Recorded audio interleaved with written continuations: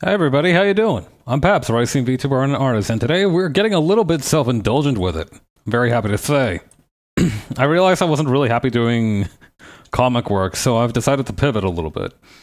We're going to do a little bit of character illustration, and it's occurring to me just now that the way that or actually maybe this will work. But yeah, I think it was a couple months ago now. I took a screenshot of it when it happened.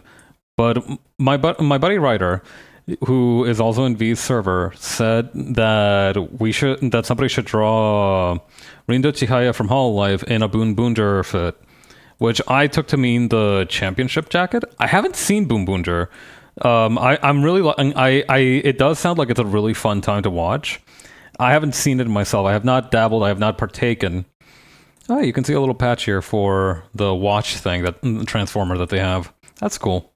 But yeah, I'm going to draw her in the jacket for that. If you've never seen Rindo Chihaya before, this is she. She's very cute. She's really funny. I actually didn't know much about the Flow Glow girls. I do know. I know from osmosis, I suppose, about a little bit about the Tiger one, but they all just seem like very pleasant people. Let's see. I did actually want to have the body type model here. I wanted to try doing something, so... let's try this one. Yeah, hang on. Is this correct? Her hips are a little bit narrower, and her shoulders are too. We can just adjust that now. Hi, Sentai. How you doing? Just slightly narrower on the hips and slightly narrower on the shoulders. Oh, this is all. The shoulders have already been narrowed on this model. That's nuts.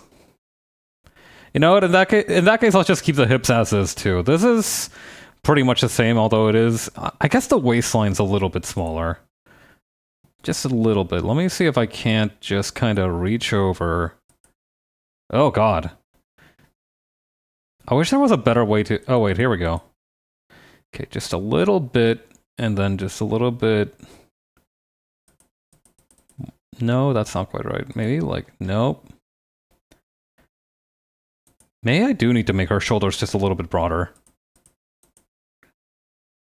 You know what? I'm not going to stress over this too much. But yeah, the idea is to have her posed up like she's putting on the jacket. So I had this one as a reference, which is pretty good, but I don't want to redraw directly over a stock image. So I have a scheme in mind. I do have a most ingenious scheme. Let's see. I'm gonna need any old random pose. Should I just like base this off of a T pose? I think that'd be kind of fun. No, I mean it would be kind of fun though. Just making it from scratch like that. Okay, one quick T pose just for the hell of it. Okay. Actually, something like this could probably... I'm trying to figure out what might be the best way for this. So, actually, you know what? This might work. Hang on. This could work. All right. Let's try and go with this then. But yeah. How you been, Sentai? How's your day going?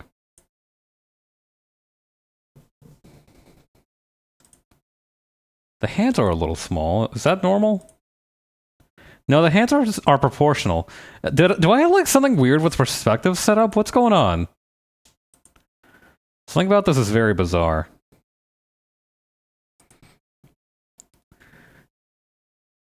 Oh hey, it's a little furred. Just vibing at work. Nice. I love furred. That is furred, isn't it? I'm 80% sure that's furred, the Pokemon. Oh yeah, that's furred. Good to know I still got it.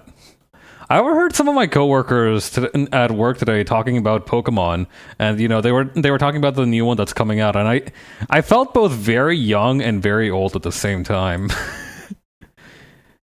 You know, like when there are times in your life when you're just gonna realize like that some things that used to matter to you don't matter to you as much anymore. Like I would have been losing my whole I would have been losing my mind over a new Pokemon game like 10 years ago, but you know, nowadays I don't give a fuck. spend most of the morning correcting the subtitles in a TV show that's a tokusatsu version of Planet of the Apes? Holy shit. That sounds like hard work. Is the show good at least? Is it enjoyable to watch? The tokusatsu version of Planet of the Apes does sound kind of crazy. What if Dr. Zayas had has a henshin belt?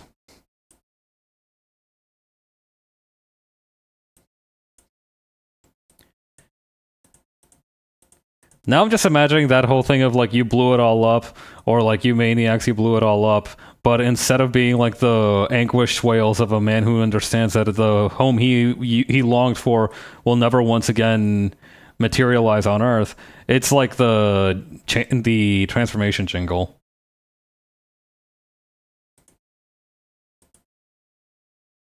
It's really bad. I'm kind of in awe of myself because I remember watching Planet of the Apes at some point. I remember being like 12 and like literally specifically going out of my way to watch Planet of the Apes because I remember my brother showed me the prequel movie back when it came out and I was like, I don't get it. Where's the Statue of Liberty?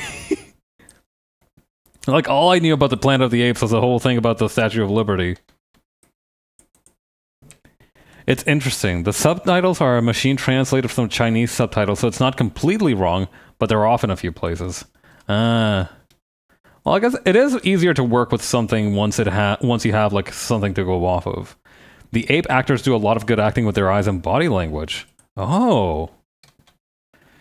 Now, just to clarify, by ape actors, are these like apes, or are these like people who are dressed as apes still? That is something I'm never gonna get over for Planet of the Apes, is how well they did the makeup and everything to make everyone look like actual monkeys. Like hang on. But yeah, that is true that body language and the way that your eyes move and how the expressions you can make with it are very, very good. They can communicate a lot. Okay, you know what? Looking at some more high fidelity screenshots, I'm not as impressed, but this is still damn good. Especially considering they could move their mouths pretty freely. The show is Saru no Gundan, Army of the Apes. It's guys in masks. Oh, hang on. Let me Google this. Holy shit. Wait, this goes hard as fuck actually. Hang on. Look at this guy in the white suit. This looks hard as fuck. Are those... Okay, quick question. I spy a red armband there. Is that monkey a Nazi? Are we doing the Hellboy bit where it's like, it's a monkey, he's got a gun, but it's also like, oh, and he's a fascist? Question mark? I would be so confused if I would be so confused, one, if a monkey pulled a gun on me, and two, if it was like in Nazi regalia. That would throw me way the fuck off. I wonder if it was a concern that the ape muscles would muffle or add an echo to the actor's dialogue. Oh, that's true as well. Hi, Jupiter. I hadn't thought about that part actually, but come to think of it, yeah, it doesn't seem like you'd be able to get it pretty clearly. I wonder if they might have tried to do some kind of dubbing over the mask. Like they took they did one cut with the audio and one cut without, and then they just dubbed it over. This was in 1968. I don't know how advanced filmography techniques were back in the day. Kinda? The chimpanzee? Wait! What do you mean, kinda? The chimpanzees are mostly extremists, but the gorillas are controlling party in the politics. Huh.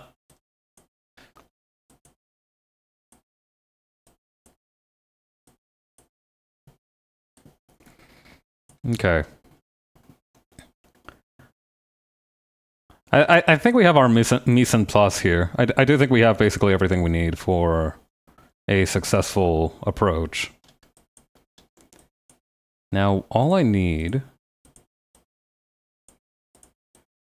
is to get this guy a little bit down and under over here.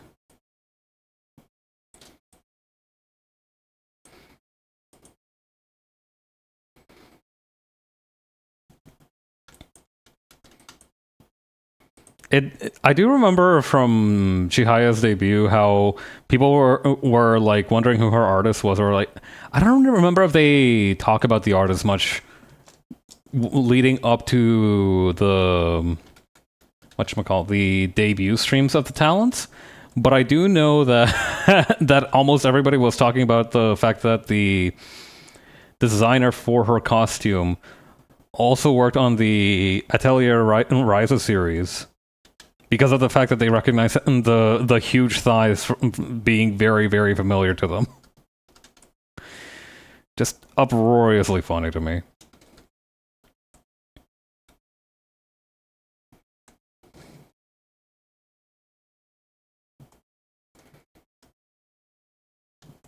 I think at least some of the audio is recorded live for the classic.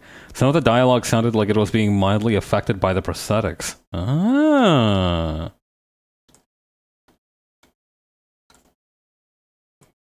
That would make sense. Like, you know what? That would make sense as well, because it also makes sense that they might not be able to get the dubbing right, or, you know, maybe that technology just wasn't there at the point. It's entirely possible that it's a mix of both issues.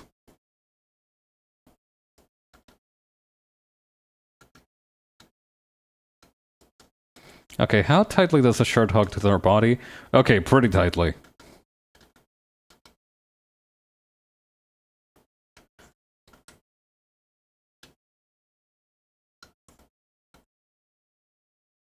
Okay.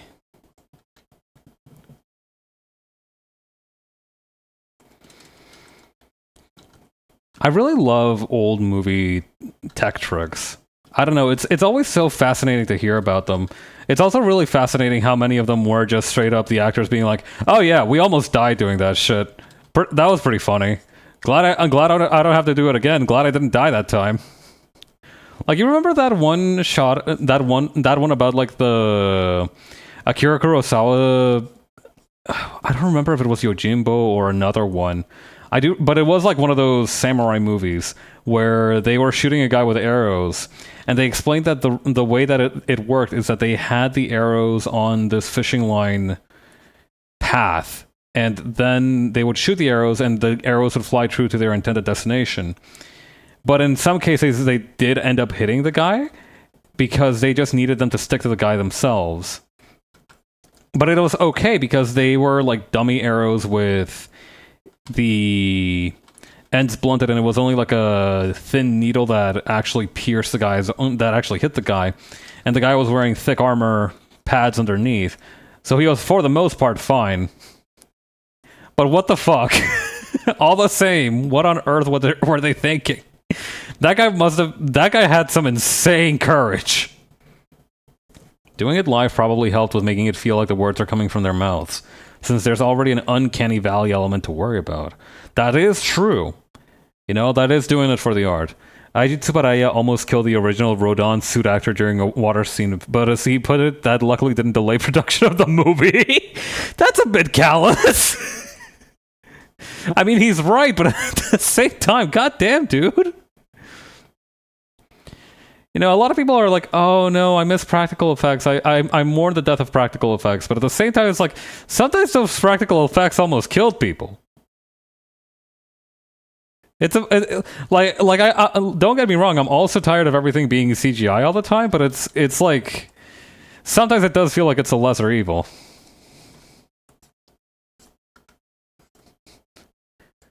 God. That must be so terrifying though, because like you're being in one of those rubber suits and having to contend with like your oxygen depleting. You're like it must feel like being waterboarded almost. It must feel like you're like in a bag getting thrown into the ocean. Oh my god.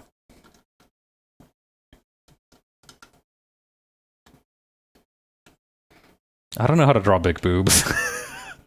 I'm a big enough man to admit it. I don't know how to draw big boobs. Another neat one is the smoke that comes out of Kamen Rider Black's joints is achieved by pouring acid into the suit while the guy is in it. Jesus Christ! That seems like a bit much. Next Evil Dead reboot movie needs to torture its actors again. Okay, true. I am all for the safety of actors, but I do believe that the only reason that Bruce Campbell gave out that kind of a performance in the original Evil Dead 2 was because he was genuinely scared for his life. I need to study your massive rack for artistic purposes. I mean, I don't know. Listen, the internet has more naked women than you could shake a stick at. If I wanted to learn how to draw big boobs accurately, I could absolutely do that. But the problem is I haven't invested the time. I wouldn't even need to ask an acquaintance for help, although it would be fun. But I wouldn't even need to do that. It's just like I haven't invested the time. Cheap viewers on streamboot.com. I'm looking for a different type of bot response right now. I'm looking less for I can bot your views and more so hot singles in your area. Can you do that for me, Phoebe Z Vibo? No? Okay, I didn't think so. Fuck along now.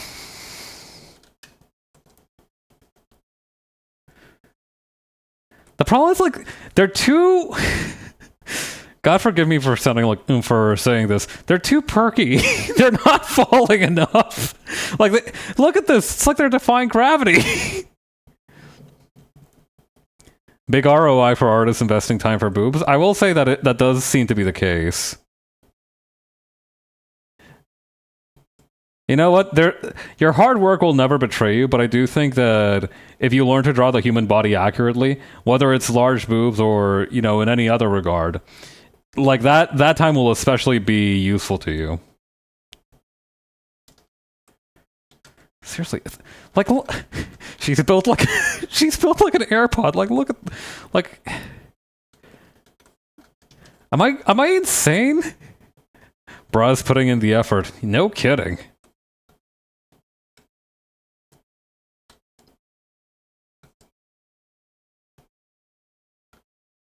Maybe I need to make the waist smaller. I think that might be it.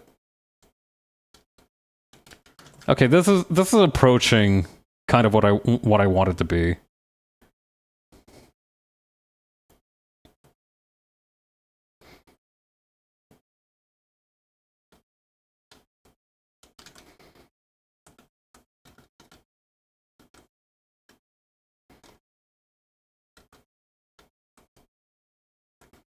Good heavens. And those hands still look really small. It's bugging me.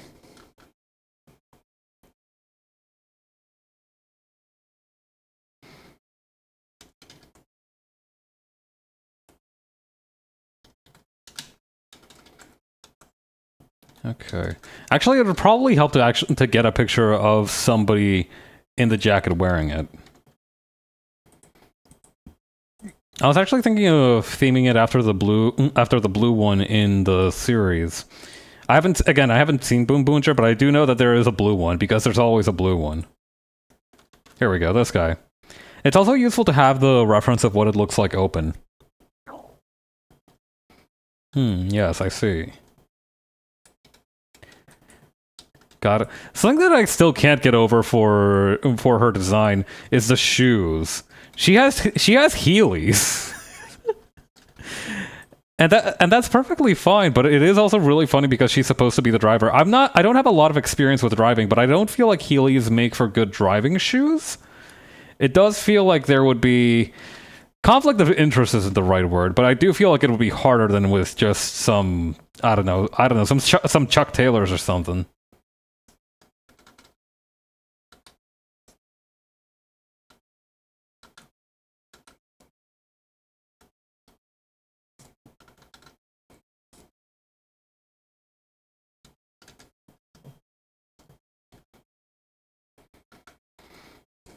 Leading the Healy conga line train. You know what? That's a good point, actually. Maybe they're doing that Marty McFly thing where they're grabbing the back of a moving vehicle and Healying off of it. Although he used a skateboard, but you know what? Maybe Marty McFly just wasn't built like... Maybe Marty McFly wasn't built for that. I remember there was a time in my life when I was obsessed with Heelys and trying to wear Heelys, and then I kind of got some, and then I realized that I did not have the motoric coordination to rock them. Bun Blue is funny to me because he says he's an informant, but he's basically a domestic terrorist, actually! God. Oh yeah, I should probably turn on the time-lapse for this, huh? It's okay that I forgot to turn it on until now, because nobody needs to see me struggling for 20 or so moves trying to draw a boob. God, that is really funny, actually. I do think we need more quote-unquote informant characters who are just absolute fucking losers. Or like that they have something wrong with them that are otherwise normal. Something similar happened in Go Shogun. A lot of writers don't really seem to grasp the distinction. I mean, it's a little bit of a gray area, in my opinion. Because if you think of... No, it's not really that much of a gray area. It's actually pretty easy to distinguish the two. I don't know what's wrong with the writers. Maybe they just wanted to make them more exciting somehow.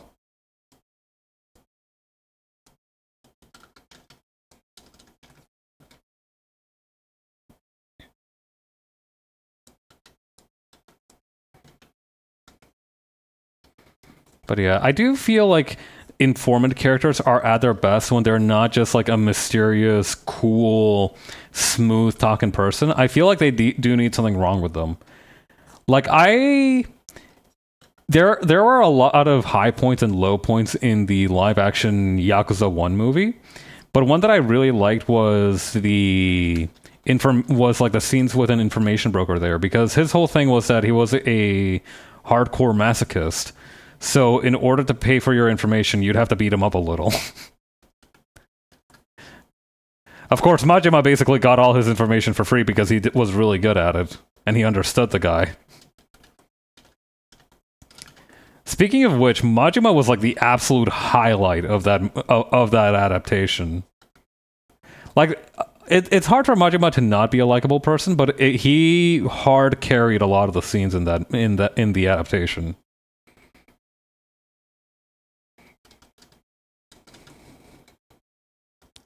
Remy says she was a secret agent in France, but also that she refused to work with the government. You can't really do espionage independently. I mean, you could just be snooping. It's not exactly illegal, or... I mean, I don't know. That depends on... If you can't have fun with Majima, what's the point? That's what I'm saying. They understood that part of the assignment perfectly.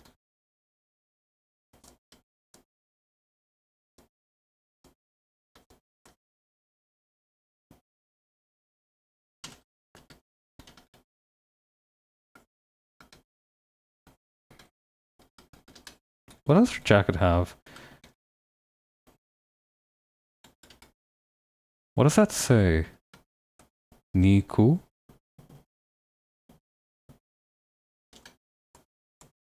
I'll have to look up what her shirt says later. It'll be embarrassing to spend all that effort drawing the boobs if I don't know what her shirt says.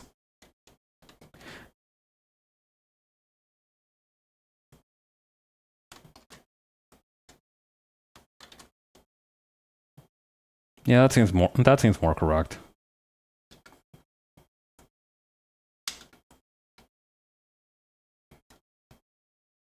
But yeah, no, there was like a really good scene with Majima where he was just dancing through the city, having fun, and I'm like, yes, this is precisely it.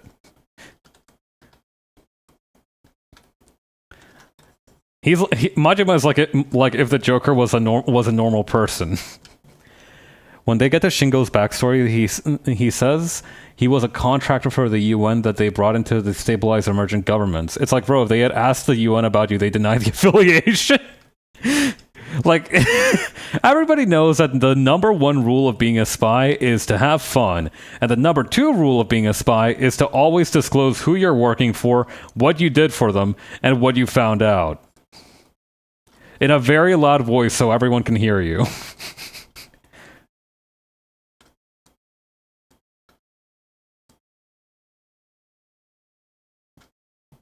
I was going to say something about imagine if somebody had a very no-fun Joker, and then I remember that the Joker movie happened.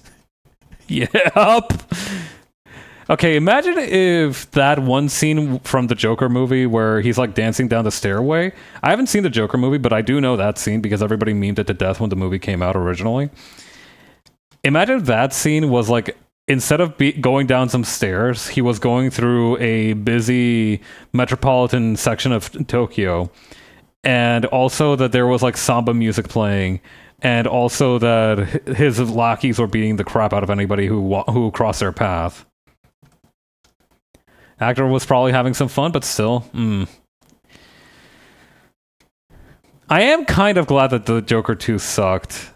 I don't know. I feel like if the Joker 2 was a good movie, I do feel like we wouldn't have been able to escape the kind of creative black hole that would have formed from that for at least 5 years. Like, the people who like the Joker movie...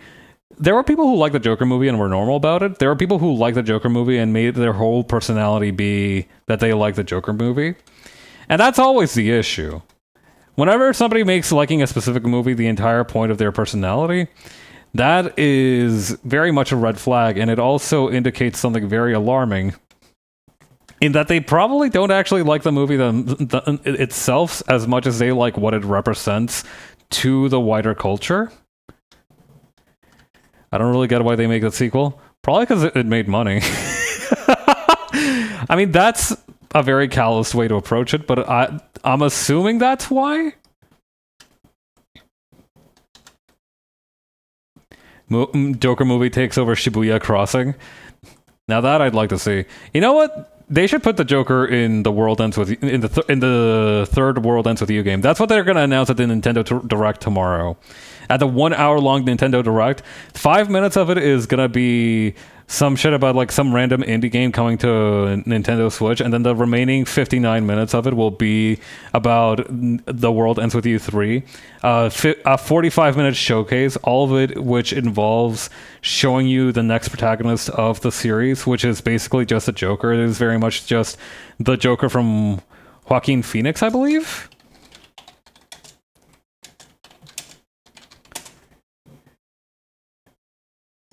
Okay, no, Joaquin Phoenix I think was the one who played it, but like the Todd Phillips was the guy who directed the movie. But yeah, it's just a Todd Phillips Joker for 49 minutes dancing across Shibuya. Lady Gaga needs to be in something filmed every so often or reality tears. That is true. She does have a lot of responsibility in maintaining the general cohesion of the universe, so she deserves a nice break every once in a while. I think Joker 2 failed at the box office for at least majorly underperformed expectations. Fuck! These Persona 5 crossovers are getting ridiculous! I do imagine there is at least some poor soul out there who really likes Persona 5, and every time they hear somebody talk about the Joker, they get their hopes up a little bit, and then they realize they're talking about the guy from the DC comics. It's a theater girl in her, she needs to act, and touring isn't enough. I do remember that Lady Gaga is genuinely one of the most talented performers, just like has some of the most memorable performance art on her stage shows. At least that's what I remember seeing. I remember she was very into performing as part of the show.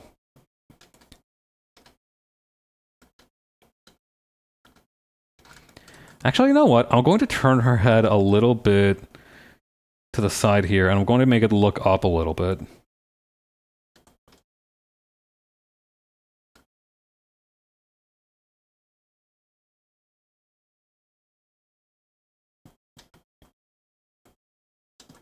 Me when I see the Joker color palette and think of Evangelion. God. What if Shinji could beatbox? Bleeding out in paparazzi, you'll always be famous. Oh, thank God, they have like the side head angle. Perfect. You know what? If I was making her face the other direction, I'd be in deep trouble. But no, they're making. And I chose correctly. I picked the right option. Shinji, you need to kill the Batman. This might be a controversial statement. I do think that the reason that the Dark Knight Joker was so successful is because he basically takes a lot of inspiration.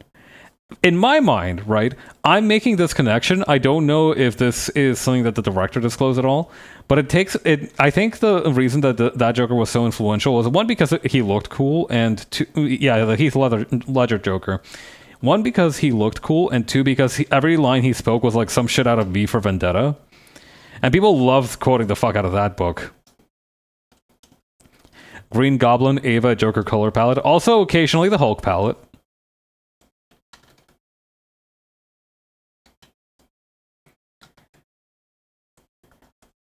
In terms of complementary colors, purple and green has been kind of holding down the culture for decades.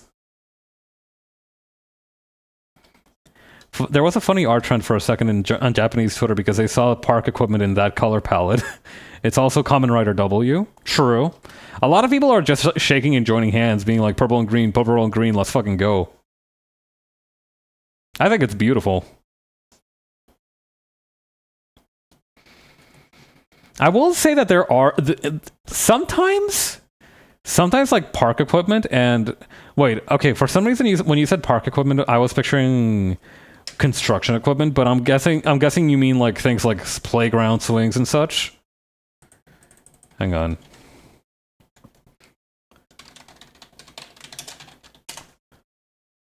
Because like hang on, there was like a construction lamp portable?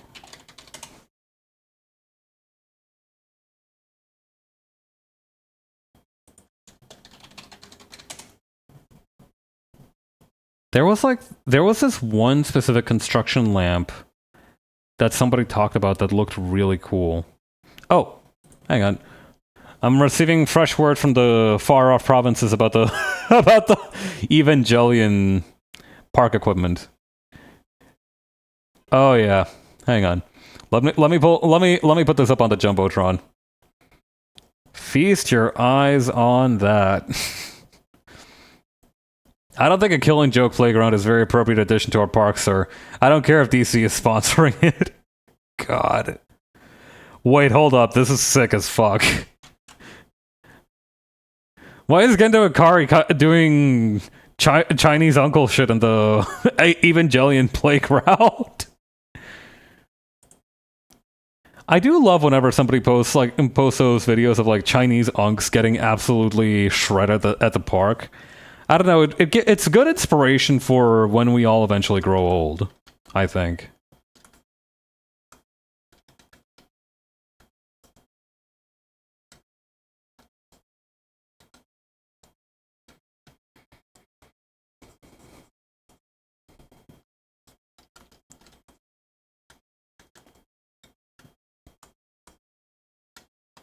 Okay, and this is gonna kind of come in like this.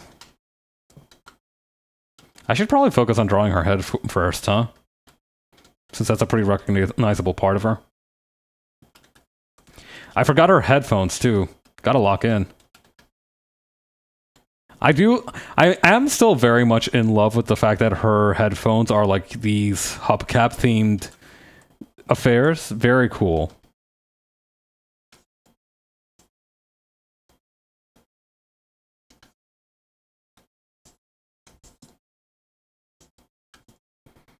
Old people are really living in Japan. They all get up at the crack of dawn every day to do radio calisthenics. Oh, that sounds awesome.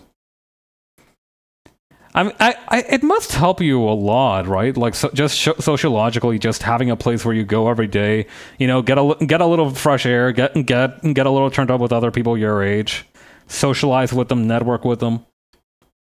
I'm a little jealous. I do think it's a great. It's almost like you're back in school again. You're with a bunch of people who are kind of approximating your age group, who have very similar reference points to you, and you all do the same activity consistently, right? Like, in terms of just, like, being able to gel with people and connect with them, that must be, like, some insane advantage. There was also some old guy wandering around Tokyo loaded up with old school camera equipment. Bro's got it all figured out. Yeah, God. Let's all work hard so we can enjoy our retirement age, yeah?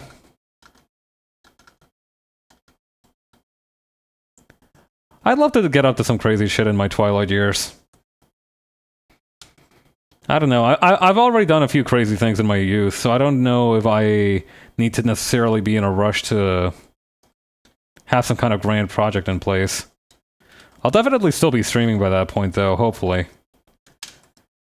I don't know. A lot of things can happen, but I do hope I can still keep sharing what I create with the world.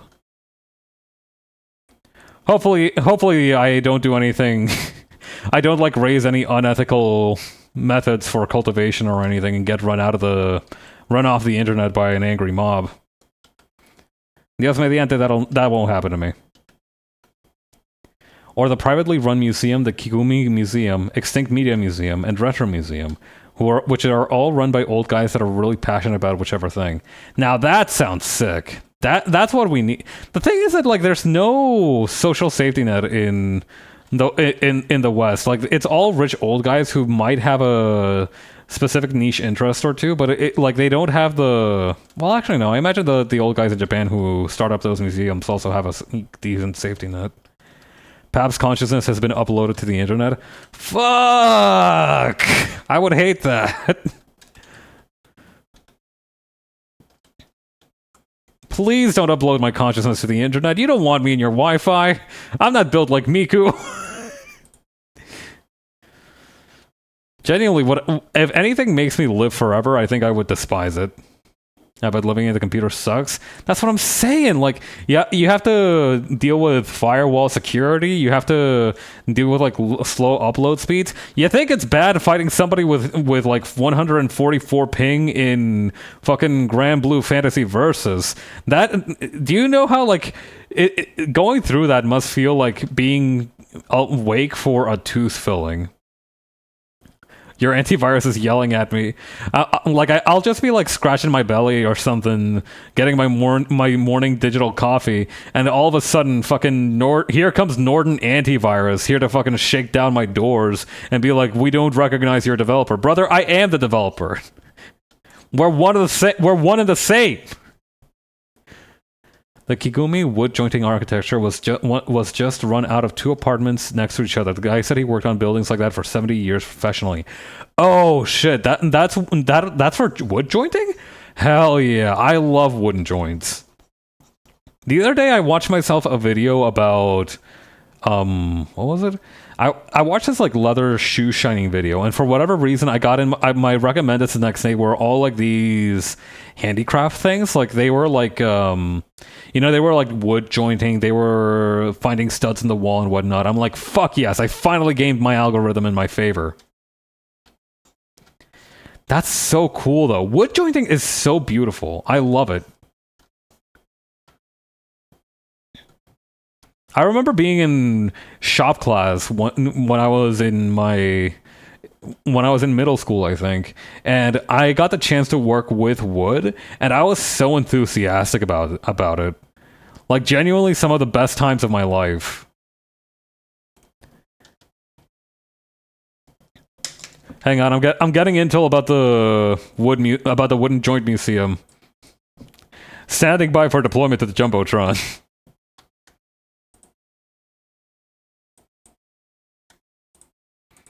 Oh, yeah. That's what I'm talking about. Wooden jointery is an incredibly in-depth art. Oh, update since you asked in a previous stream if I had tried any other breads from the croissant sourdough place. The answer is still no, but I did get a purple sweet potato sourdough from a Thai auntie the other day.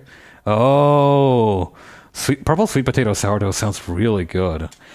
I'm not personally much of a sourdough guy myself, but I think like a lot of the subtle sweetness in the purple sweet potato will really go well with the kind of bitterness and sourness of the sourdough. Oh, it even has diagrams for how they fit together. Badass. I love it.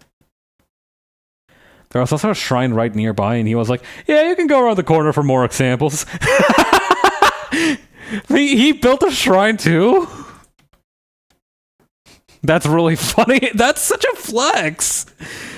Being like, oh yeah, there's this little house of worship nearby that I also had a hand in. No biggie. Not to brag. Just saying. fucking awesome.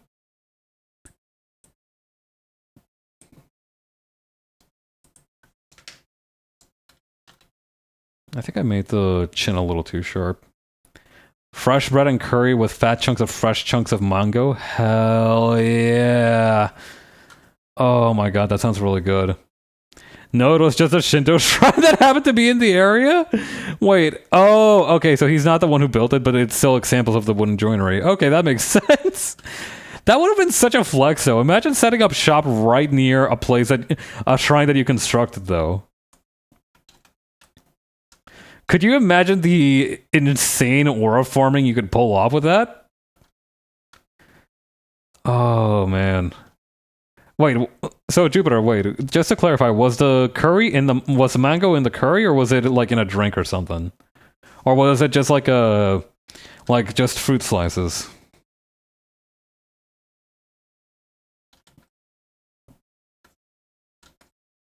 Mango was in the curry, interesting. Oh yeah, you can really see it here, actually. In this one here that Sentai just sent me. The way it can... In the underside of the roof here, you can really see how the joinery comes together. Mango in the curry. That's kind of cool, though. That's almost like... Is that almost like a dessert curry, then? Or was... What? I mean, I don't know. It's a little bit of a gray area. I don't normally put too many sweet things in my own savory foods. Like, there's this one Ecuadorian dish called ropa vieja, which... Okay, to be fair, it's probably South American more generally, but I had it. It was made by an Ecuadorian person when I had it, so it's Ecuadorian to me. Her neck is also a little bit longer than this. Might need to raise the head just a little bit. 'Twas not regular yellow curry with plenty of vegetables.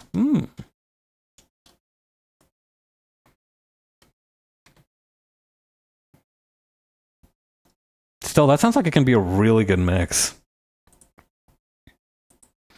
A little apple grated into curry can take the bite off the spice if you overdo it. Huh. Neat. Put her on the rack for lengthening. Yep. Giraffe style for you, unfortunately.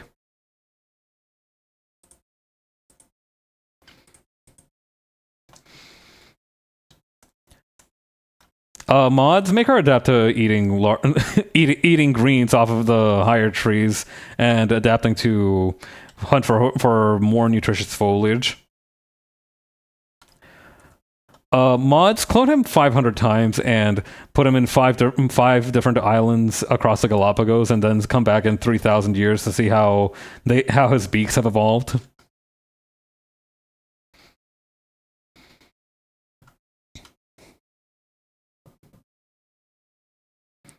Also, at Indian places, they give you that yogurt drink, lassi, that's often mango flavored. That's true.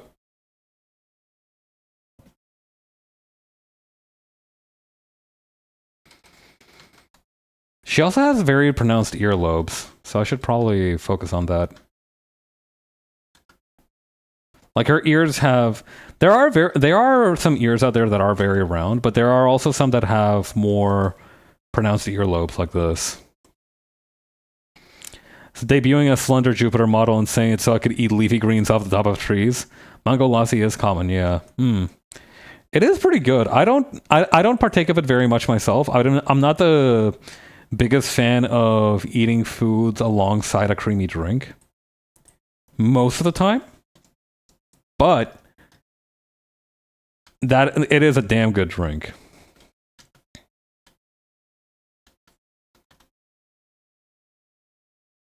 Okay, I see how it is.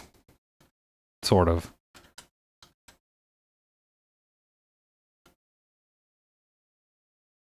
Do you fuck with avocado shakes? Unfortunately not. I haven't tried them myself. I don't know. Have you tried them? How are they? Drinkable yogurt is a great idea. Honestly, yeah. That is the thing as well. Like, I like drinkable yogurt. I don't like the idea of eating it with other foods. It's good. Avocado shake. I imagine it is very creamy. Like I'm just picturing it in my mind palace right now, and it does sound like the kind of life-changingly creamy experience that would tantalize you for more. Decently thick texture, quite filling. I hadn't even thought about the fact that it could be filling.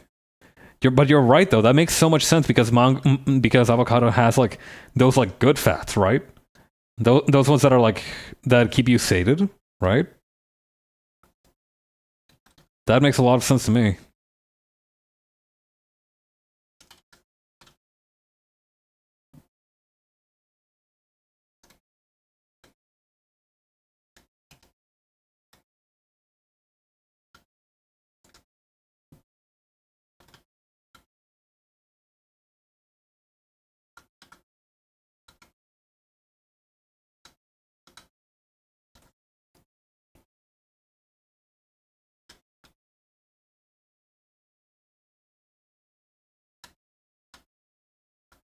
Okay, this is just gonna curve around like this. Her hair, I didn't even realize how rich in textures and different colors her hair was. This one might be tricky.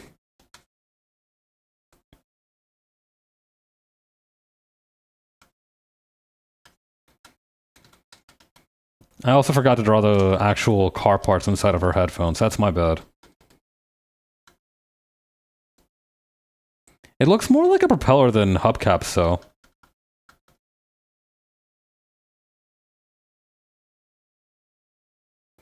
The salon is like painting a masterpiece.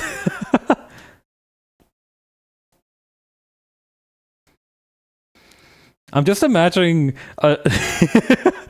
imagining a kind of love-hate relationship between a nail technician and somebody who draws the pictures of the nails that they paint, because the nail technician keeps trying to do insanely rigorous nail art with like different textures and patterns, and it turns out really good, but then the person who has to draw those same nail arts and textures ends up wanting to throttle them because they keep making so many complicated ass designs and they have to draw them.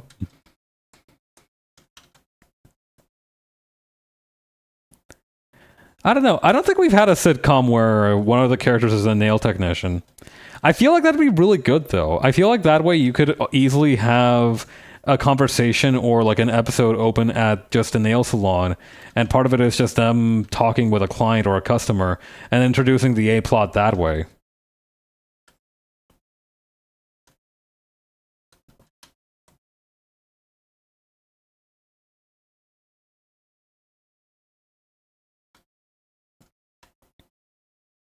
I do like that nail technicians are recognized as such. I feel like nail artist feels a little bit like technician has such an appropriate feel to it because it is just beyond art that they do. Yeah, so the right pinky has a coat of arms, a flail dangling off the nail. Yeah.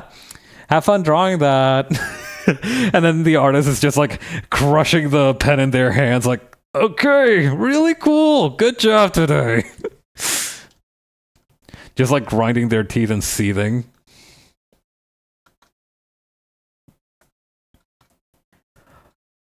Well, I recognize that the pinky flail might not be the most technically feasible. I would still like to see it. I don't know. We do need. I've been saying that we need a Gyaru Renaissance to kind of pop on by and make people more invested in the technical aspects of beauty work. Like, okay, yeah, you have a 15-step skincare routine. That's pretty cool. How is your phone decorating game? How's your bedazzling game? How skilled are you at producing something that is outside of yourself?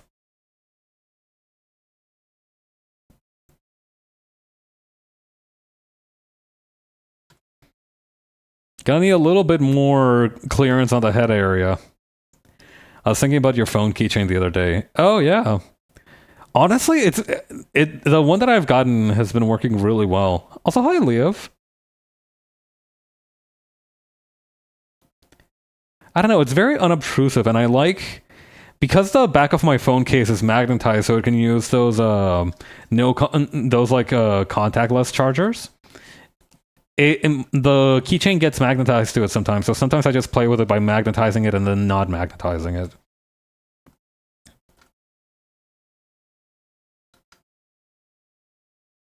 Great stuff. But yeah, are you... hey, Leo, are you thinking of getting one? Stim toy. Kinda, yeah. There's... I don't know, it's very fun to just, like, mess with something that's just dangling around. It's very rewarding to me. Infinitely funny that the charm on her hat is just a... oh my god, she has rings. How many... okay, wait, how many is that? Okay. Right hand, left hand. It was a plushie keychain for my backpack. I saw this girl with 6 of them and I was envious. Oh... that is true. I do feel like a little bit of a creep whenever I see somebody with like a bunch of charms and stickers and stuff dangling off of their backpack, because I will very discreetly try to scope out what their loadout is.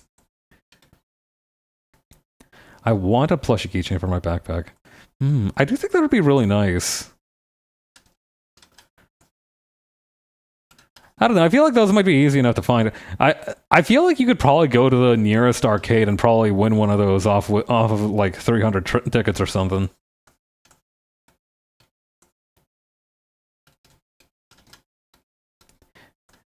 They boo-boo beat Jesus with that?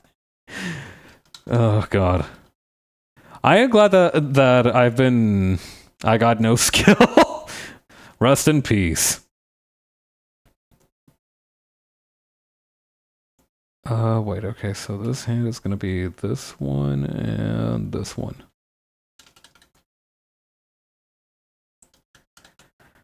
I do wonder what the odds are of you getting jumped for having a Labubu dangly keychain nowadays. I know those tariffs are hitting like crazy. Actually, I do know that there is a place where you can just straight up buy... you do have to buy them in bulk, though. You can buy the prizes that they have at arcades. It's just this wholesaler that sells you the prizes at arcades, but like I said, you can only buy them in bulk. So the fake ones are starting to get cheaper. Oh boy, we're heading into an economic recession for sure.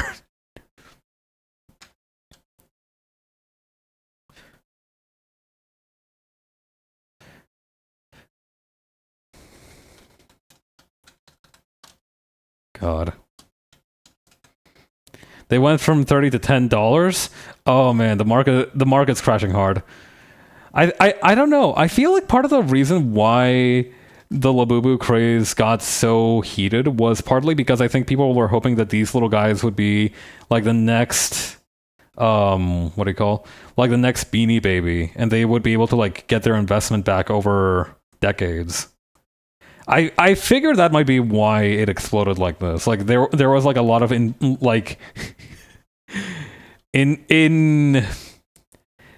a lot of ulterior motive hype.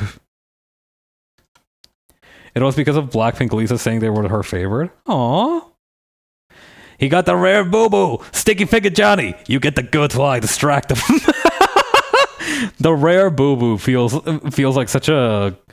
It does feel like a very goon thing to say. Tulip la boo-boo. I did find out something really cool about the Dutch tulip crisis the other day. I was reading up on it. It's okay, obviously the tulip crisis by itself was crazy. The fact that there was an economic bubble around tulips is nuts. But I learned that some of the most sought after tulips of that time were actually diseased tulips. So there was this thing called the tulip breaking virus. I have the Wikipedia page for it loaded up. Do you see this beautiful color? Do you see how it looks like fire and stuff? Very cool, right?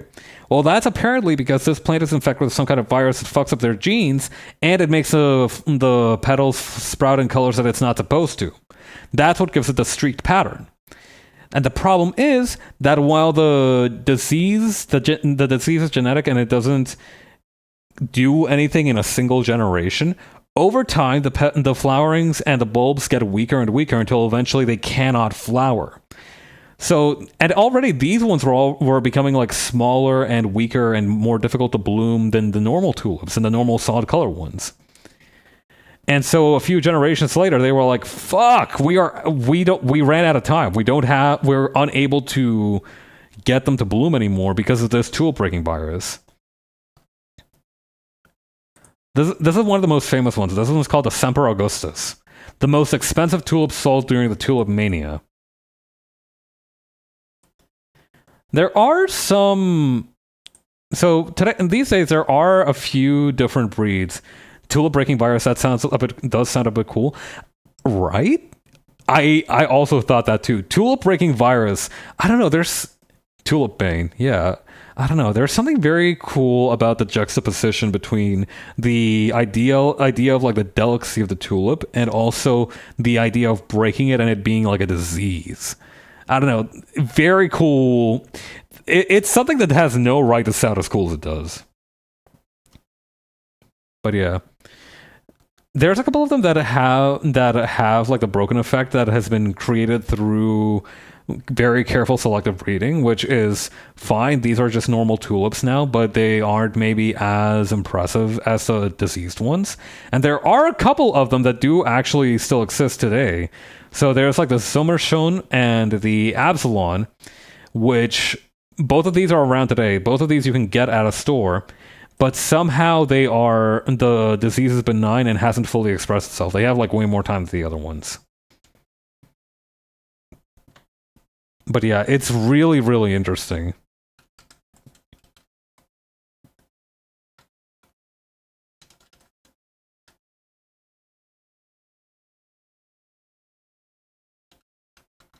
I feel like something about this part here is off.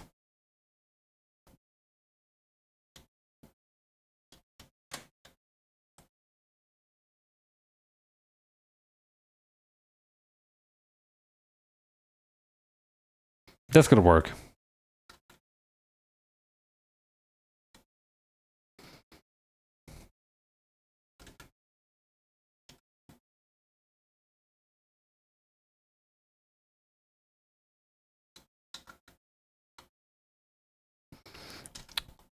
You wish you had my rare sickly plant. Rubber hose style tulip has the nastiest, loudest cuff attack. Cuffing tulip versus hydrogen bomb. I don't know, dandelion. I don't know much about plants, which is a shame because I do think they are. I feel like I would benefit greatly from knowing more about plants, you know, being a bag of rice.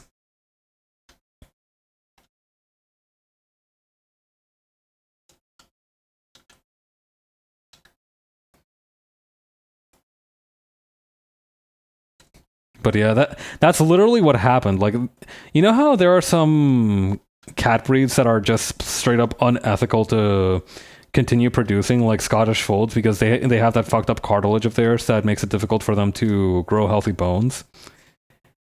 I feel like there is straight up a variant of that, but exclusively for gardening, and I think that it's the funniest shit ever.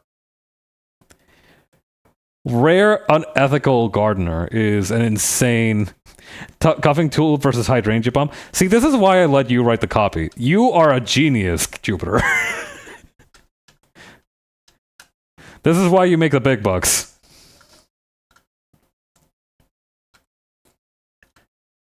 I'm still out here rhyming weeds with dweebs when I should be. No, I'm still rhyming roses with posers when I should be rhyming weeds with dweebs. No, that's also no good.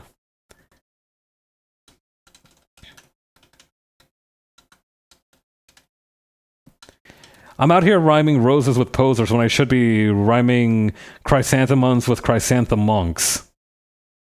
Good enough. Now, something about this is still wrong.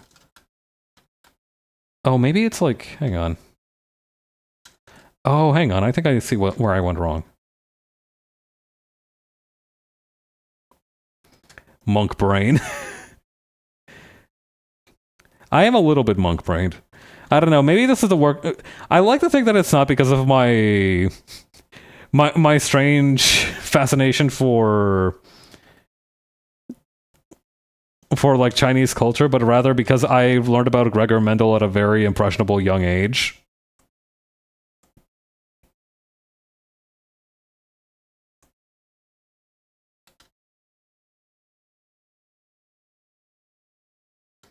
God. I finished reading that architecture book I had borrowed from the library the other day.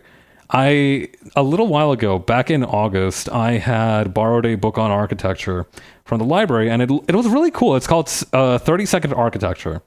Cute little 150-page book. It's got a really good intro to a lot of architectural styles and a lot of the concepts that are used in architecture and are very influential in architecture, particularly as it relates to classical Greek architecture and how it's influenced the more modern understanding of how revivalism is being introduced to certain civic buildings. It's fascinating stuff. But one of the things that I learned about it was that there was a I got to one section in the book where I was immediately like, oh boy, this is going to be rough. And that was when they were talking about an architectural style called Orientalism. And immediately the red flags in my brain were going like, uh-oh, this is going to be rough to read. This is going to be rough to read. But I was like, you know what? Maybe it's not that bad. Let's give it a chance. And then they were talking about how how it was literally exactly what I thought it meant, in that they were like appropriating very haphazardly and very disrespectfully the aesthetics of East Asian and Indian and also Southeast Asian cultures. And it got so bad that they actually invented a word for the way that this was being exploited. It was called like chino-sari. Like, when the French are calling you out on how culturally insensitive you're being, you need to, like, take a step back and reassess for real.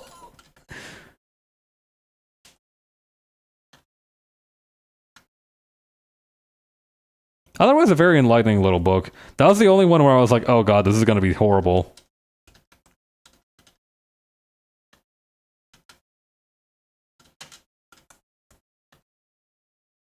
I think I'm doing too much with this. Johnny, I feel like you haven't really been listening to me. No, baby, I totally loved your sister's birthday brunch. I mean, your sister's birthday. I really like the gruel. I mean, porridge. I mean, cinnamon toast Dubai oatmeal. I don't even know what's wrong with that guy in particular.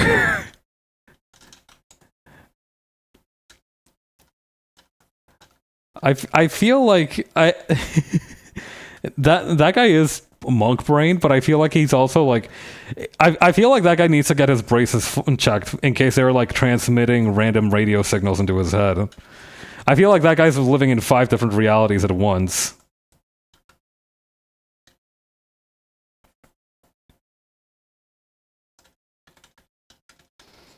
I am going to have to lop off the edge of this boob in particular because I just think it fits better this way.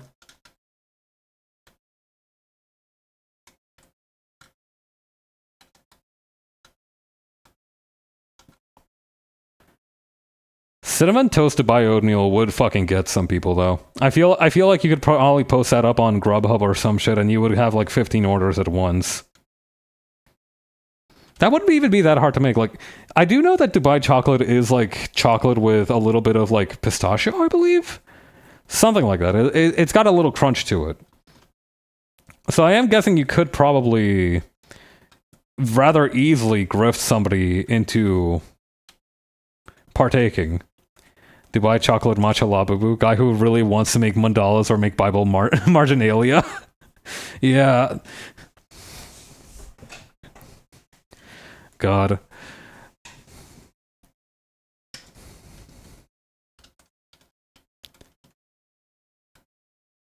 I have had Dubai chocolate before. They sell it at the shawarma place near where I live. It's pretty good. Nothing to lose your head over, but it's pretty good.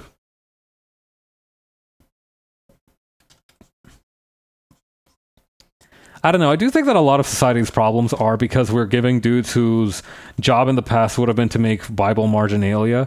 We're giving them like, we're putting them in marketing courses and shit, and I think that's what's fucking up the economy really badly. There used to be a lot of different ways of making a living, but most of those have been offshored or outsourced or really just kind of eradicated by the spread of technology. Like what always blows me away, for example, is that Fletcher used to be a job. There was a whole career you could make out of being the guy who put feathers on arrows. Like, obviously, you probably had a few different responsibilities in addition to that, but you could just be the guy that makes arrows all the time. Like, that's a surname. That's like what some people did professionally. Marketing is a plague? That's true. This morning, I was reading I have this newsletter that keeps me tapped in on some business world shit because I do need to have like one foot in that, at least at all times. Not only because it's interesting to talk about sometimes, but also because it's part of my job.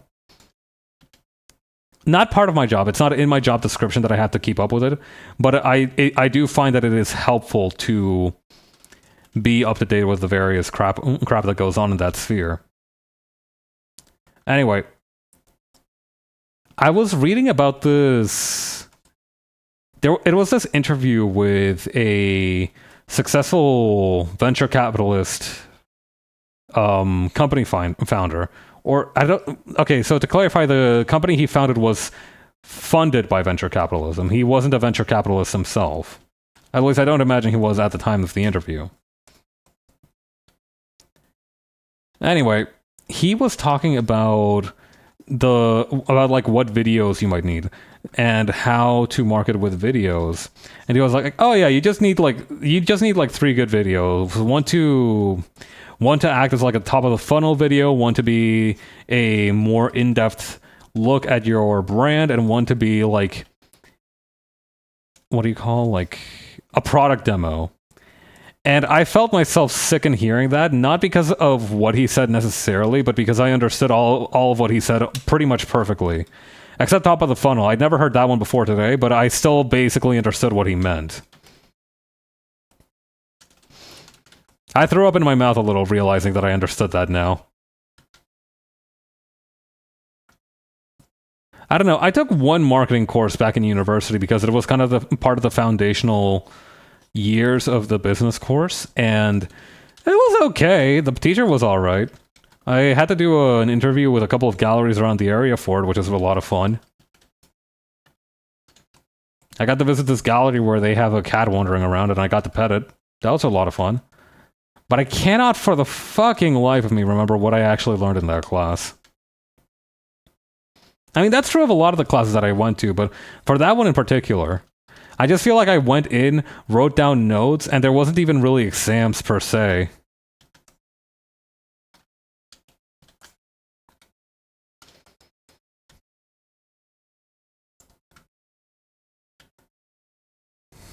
Marketing is interesting. Advertisement is a fucking plague.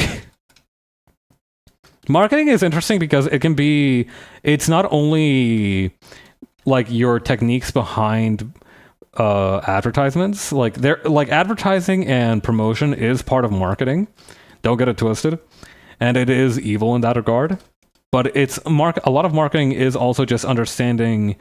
It's a lot of evaluation and introspection, which can be interesting if you're taking this like thing of like yourself as a product or, you know, your own brand and whatnot seriously. It can be rewarding in that regard to kind of introspect a little bit and be like, okay, what do I need? What am I doing that's right? What am I doing that's like attracting people? Especially as streamers, I do think it can be rewarding to step back and do that evaluation from time to time. That being said, imitation influencers as part of modern ads is freaky. That's true. There's this thing that I call the TikTok stare. Have you ever noticed how like all the TikToks that are selling you something have the person super close to the camera looking at you directly in the eyes? Who you drawing, homie? Rindo Chihaya from Hololive Device Flow Glow, I believe. Hi, Ryan. But yeah, every time, it's like, it's so off-putting, the way that they look at you like you're some kind of weird bug. I can't stand it.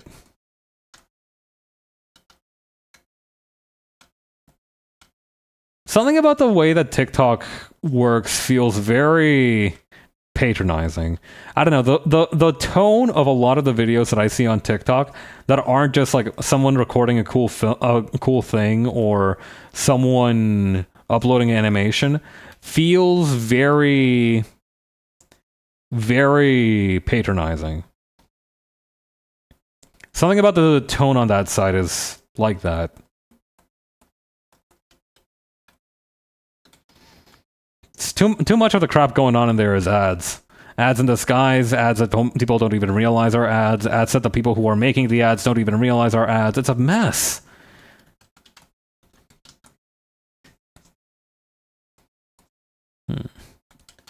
Oh yeah. I need to keep going on this. I need to I need to remember what I'm doing more. I don't know. I feel like I need to get more comfortable taking multiple streams to work on something. Because what I need to remember is that I don't stream, relatively speaking, I don't stream for very long. Like, you think about it, right? 2 hours is like a decent chunk of time. But in terms of just stream length, that's like nothing. And especially in terms of creating something like a full-fledged art piece, that is also a very limited amount of time to get that done.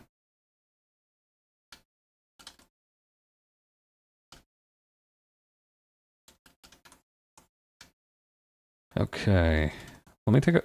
I need to use these to figure out what's going on with this jacket.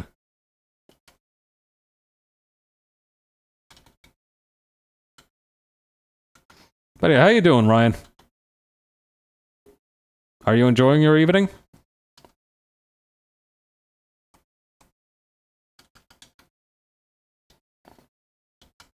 I think I'm overdoing it with the folds.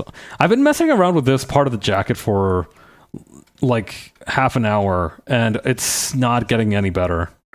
I need to figure something out with it. I think maybe, hang on, what might help is if I just get rid of the model.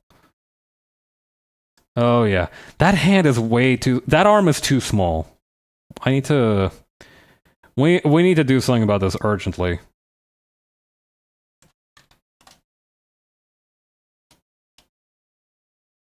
Like, that's definitely too much, but is it though?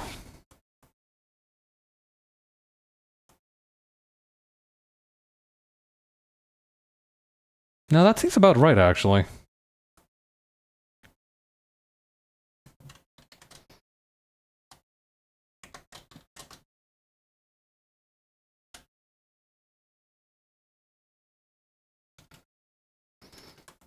Hang on, if I flip that, does that still look correct? No, hang on. Part of this needs to be smooshed inwards. The head is lacking in balance.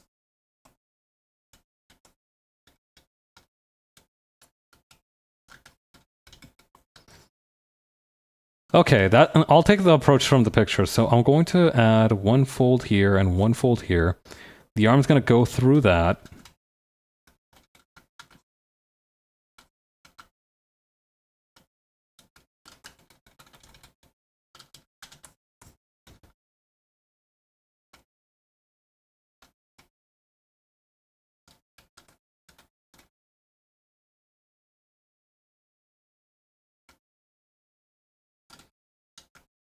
Oh, I get it. Hang on. I need to add the shoulder here. No, seriously, this arm is way too short. What the hell's going on? The model's been messing with me, it feels like.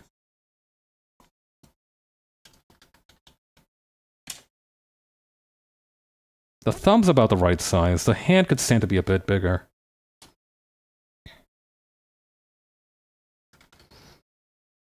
Okay, the shoulder will be right around there, which means that the elbow should be right around here.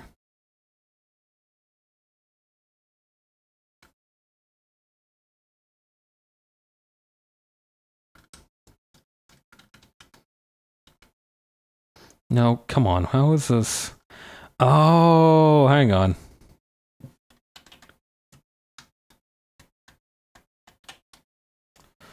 Okay.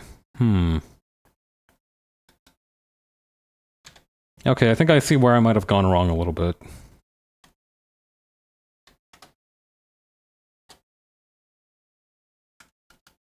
First, we need to make this one a little, this earphone a little bit smaller.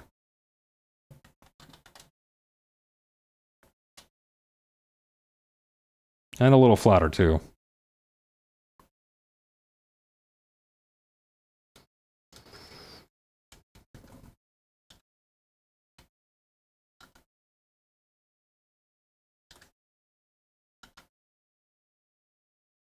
I do like that I occasionally soft launch whatever I'm drawing on stream in V server, just because I'll start talking about a specific VTuber or something like that, and it'll end up being who I'm drawing. That's always fun.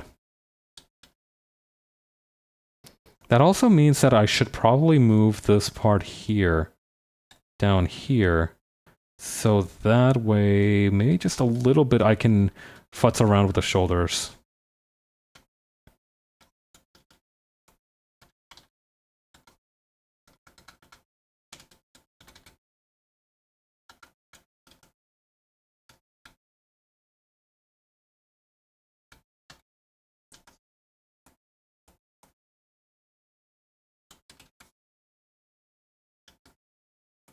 Okay, am I missing anything from... Okay, I am missing one thing. I'm missing this part of the jacket here. I'm also missing the little decals on the side, but that's fine. That's like... I only need to draw 3, 4... 1, 2... 1, 1.5... 2, 2.5... 3, 4, 5, 6, 7, 8, 9 of these, which is fine. I drew way more than that back in that one that I drew of Ina.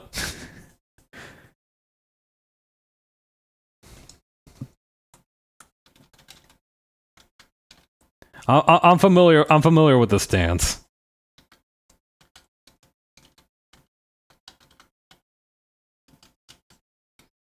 Okay, what I'm gonna do for this hand is for this arm, pardon me, is something pretty funny. So first I'm gonna turn it like this, and then I'm gonna turn it like this, and that should hopefully be far more proportionate.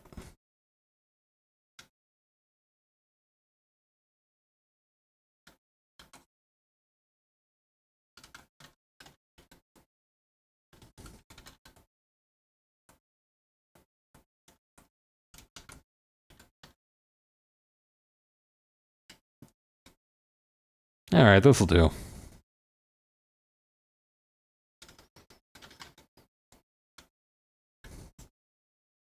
I'm gonna take a quick drink of water.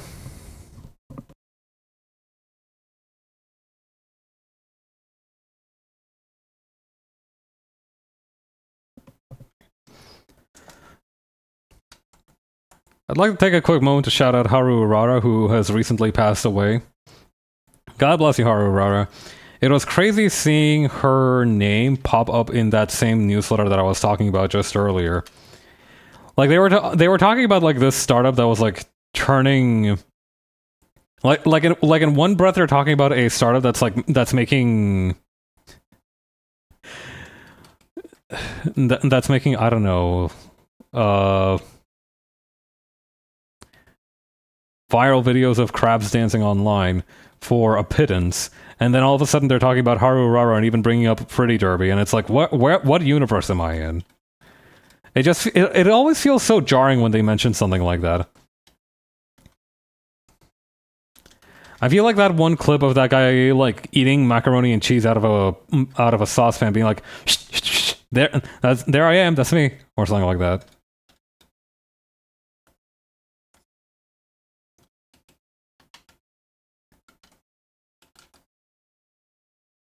There we go. I do think I need to take a break at some point from drawing and just focus on doing some studies for a little while, because I feel like I could really benefit from that at this point. I feel like my ambitions have gotten to the point where I need to up my fundamentals, or else I will be in hell forever trying to get them up to speed. Wait, where are these little guys supposed to be at? Are those in her hair? Or where are they?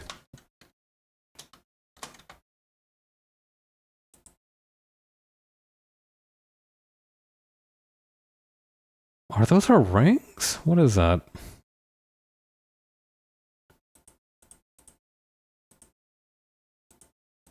I don't know. Alright, well, let's keep moving. But yeah, like I said, part of this is also recognizing that I'm not going to be able to complete stuff in a single stream unless it's like really, really... It's something that I am really comfortable with and really fast with. I think that's also something that I need to recognize, is that I get very nervous drawing things that I don't feel familiar with. Like, I can draw a V pretty easily, but like, if I'm drawing another VTuber, right, I'll feel like I'm walking on eggshells because I want to get their design just right. Because, like, I've been drawing V long enough that I can just kind of put her together on the page pretty easily. But you know, if it's some rando who I've talked to like maybe once, if that, I don't know. I feel like there's more pressure to get it right. Ironically enough, I guess you do. I guess you do want to make a good impression, right?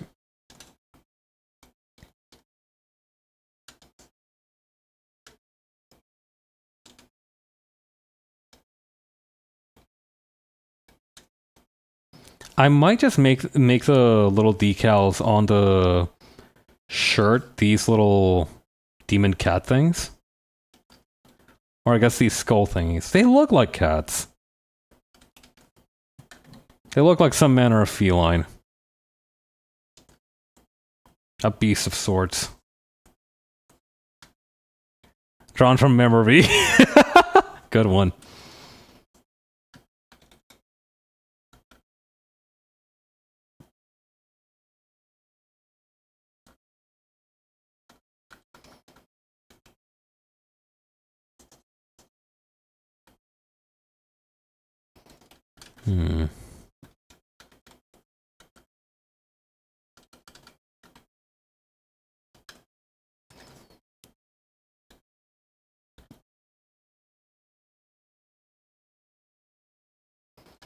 Okay, let's grab this little thing.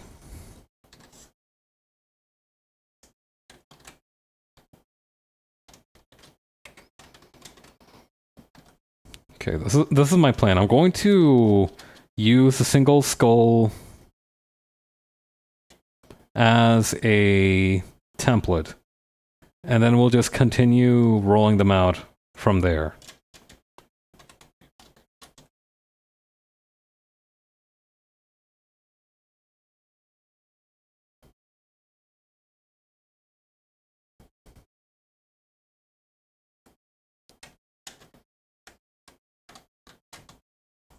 Okay, and then we're going to...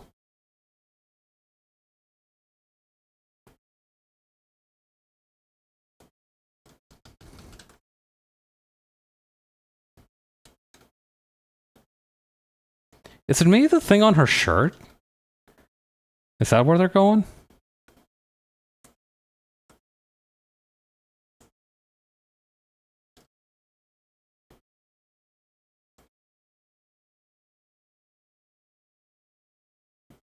Who knows?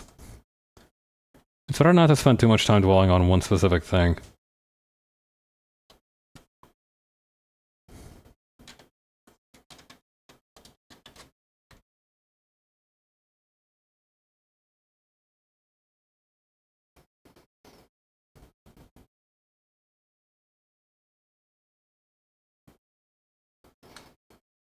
Okay, and put this over here.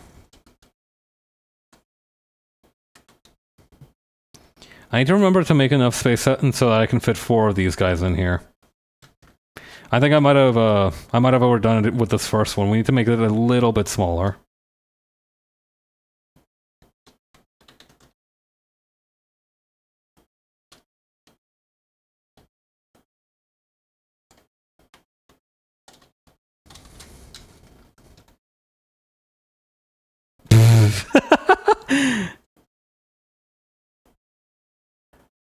I'm doing some Charlie and the Chocolate Factory karmic punishment shit to these little guys.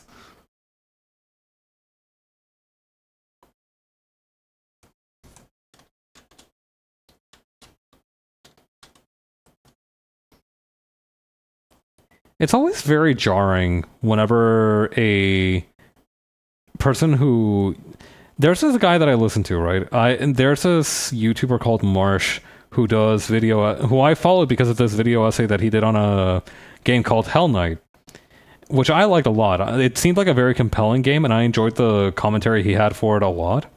So I followed his channel and I started watching his other videos, which have there's a lot of Shin Megami Tensei stuff on there, but there's also a lot of other more niche horror game stuff. There was this one that he played called Ghoul, which was a contest winner for like a few decades ago when they were doing like submission contests on RPGmaker.com. And that game won an award because it was very inventive and had a lot of horror storytelling. But it's also really funny because when it's like with the horror games, when it's the very niche horror games, he's very patient, very calm, very matter of fact about everything. But when it's with some of the Shin Megami Tensei games, he gets like pissed off sometimes, and I think it's really funny the contrast of that. I don't know. I think it's because of his familiarity with the series that he's able to be like that. I think it's very similar to why the problem that I just brought up now, which is that I get kind of shy when I'm drawing somebody that I don't know. Right? You don't feel as well. I should hope that you don't feel as comfortable as to mess with their design, or you're worried about getting it right. So I'm guessing for him, it's a very similar predicament where he knows the series, so he's able to like get a little bit angry about it without any harm. I don't know. There's something very pleasant about watching somebody work on their home turf, so to speak.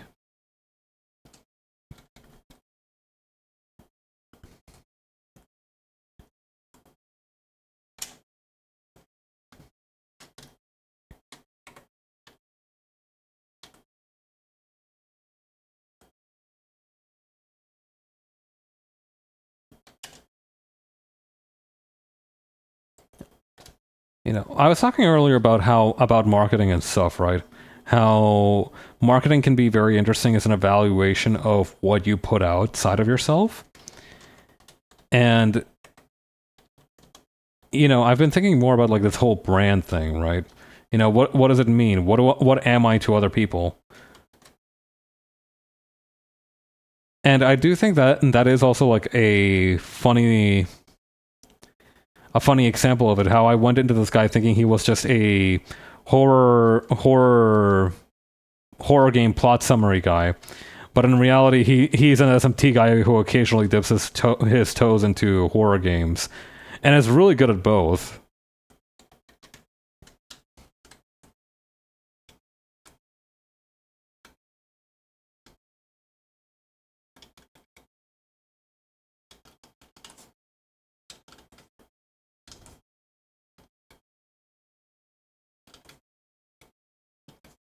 Hmm.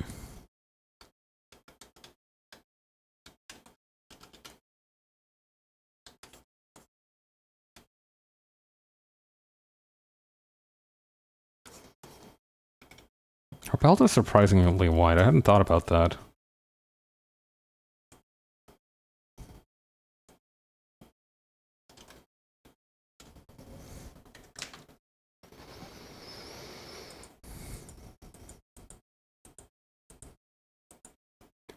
I don't know. There's this movie director that I really liked. What was his name? Not this movie director, this actor that I really liked back in high school, Simon Pegg.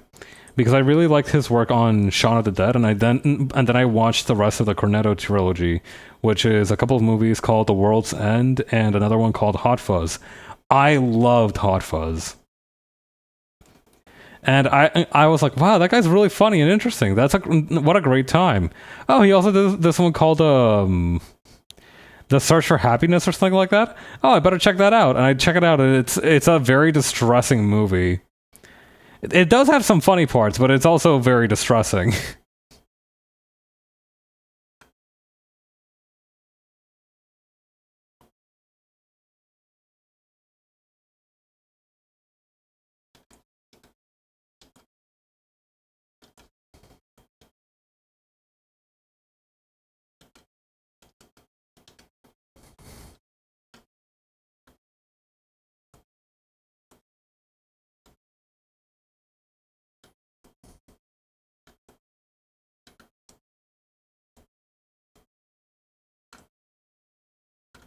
But yeah, it's very funny how there are some actors who I understand struggle with continuing to be shoehorned into a specific role for themselves, right?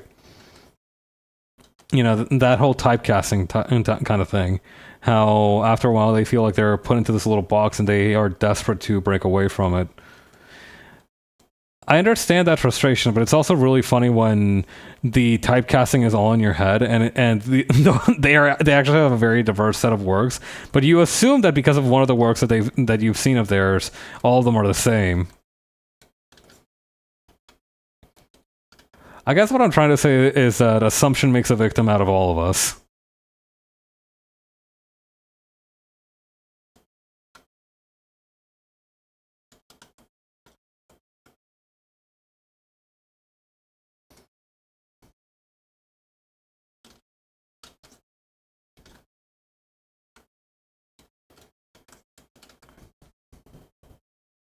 I might change the angle on the wrist here.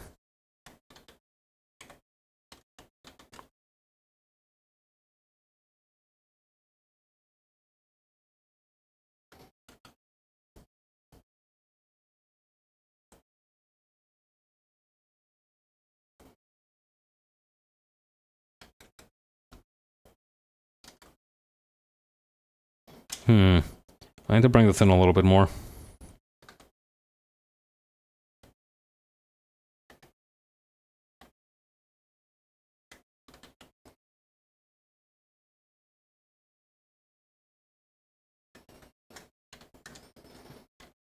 The wrist is a tricky thing, both to keep safe in the real world and also to draw in the world of forms.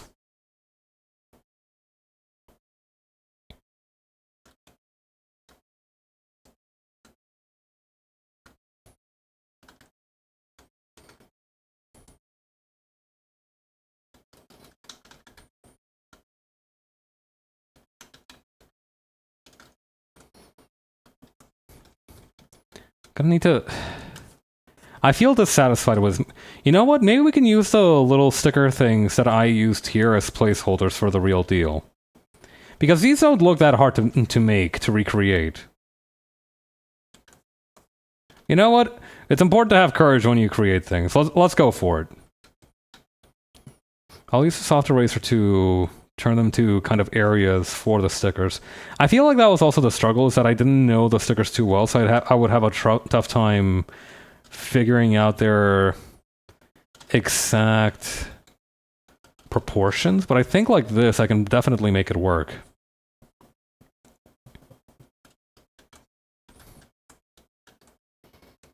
Let me just bring that in a wee bit closer. Ah, perfect. Okay, so this first one is a shark. Actually, hang on. I have a funny idea for how to help myself.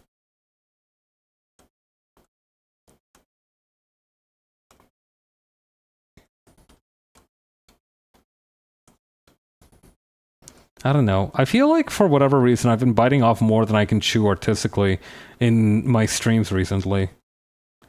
I think and this is why I said that I wanted to try and do more studies. I feel like I want to have the power. Nero voice. Wait, not Nero. Virgil voice. I need more power.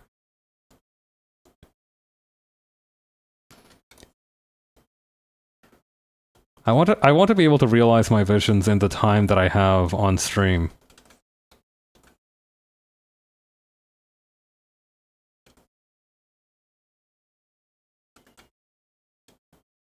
Okay, and this one's gonna be a claw.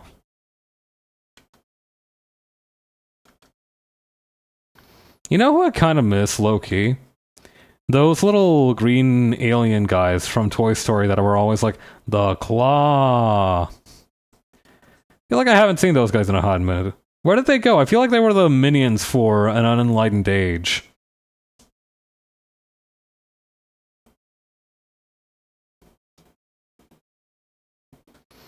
Proto-minions? That's what I'm saying. They were minions before we were ready for minions. I don't think we were ready for Minions come to Toy Story 2. You know what? That's a controversial statement, but I will stand by it. We as a society were not yet ready for the Minions back when Toy Story 2 dropped. And I think the people who animated Despicable Me understood that, and that's when they decided to unleash Minions on the world when they did.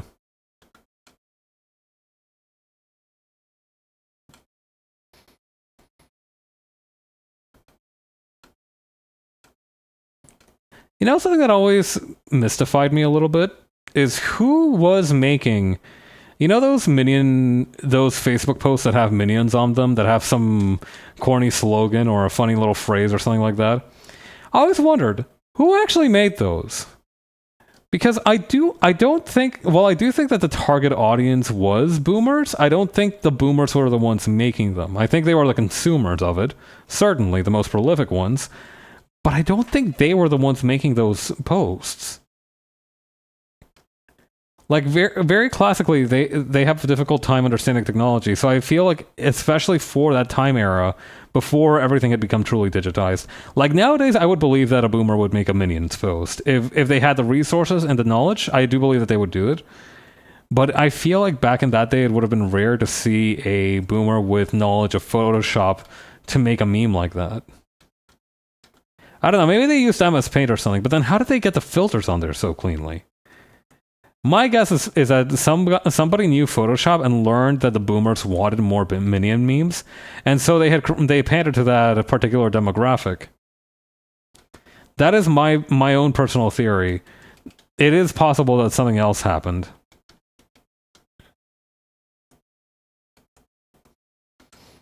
You know what else I think from the mid-2010s that we need to have a modern version of? The band LMFAO. I recently re-listened to Sexy and I Know It, and while I do think that we enjoyed it plenty enough while it was in vogue, I think we need it now. I think we're ready for it. I think people aren't feeling very sexy, and I think I'm sexy and I know it for a modern age would help out tremendously. People need the confidence these days. People need to feel like they can be sexy and know it.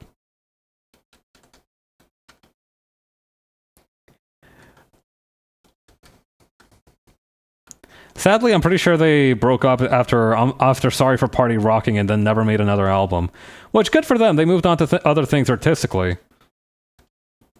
Possibly. Maybe they just fucked off with the millions and millions of dollars they made off of royalties for Sexy and I Know It and Sorry for Party Rocking. And, you know, maybe that's also a good thing. Maybe that's a virtuous thing to do at the end of the day.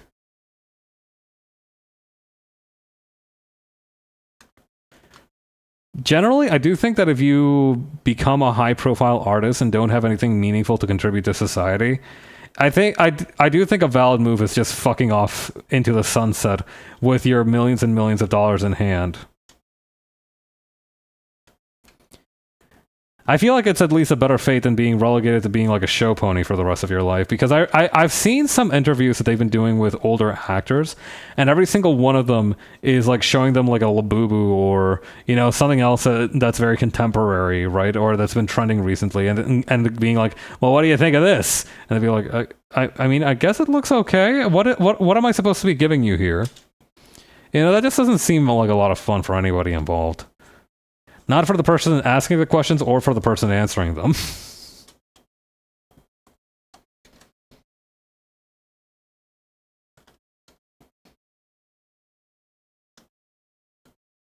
It is, as they say, what it is.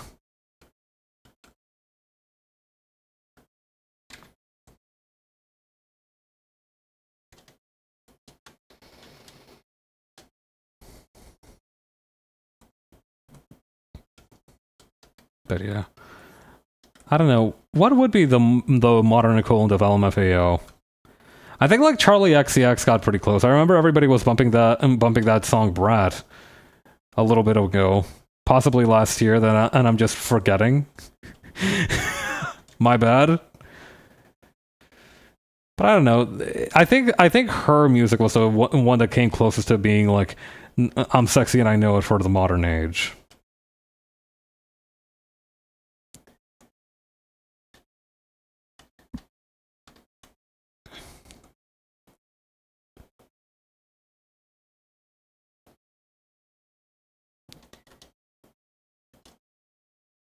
I will say that recently I also listened to God, what was that song? Hang on. I have it in my YouTube history somewhere. Let me see if I can go pull it up. Recently I've been listening to more radio stations from my while I'm at work. I've talked about this before. While I'm at work, I don't like listening to music on my cell phone or from my playlist. What I will do is I will find myself a online radio station, and I will find myself a station that's playing music that I like, and I will listen to that radio station basically all day. Maybe I'll switch radio stations at some point. I'm not sure. Okay, here we go. Kim Petras, Freak It. I listened to this song recently. Hang on, let me actually put it up on the Jumbotron. I'm not gonna play the song itself. I am just going to show the page for it.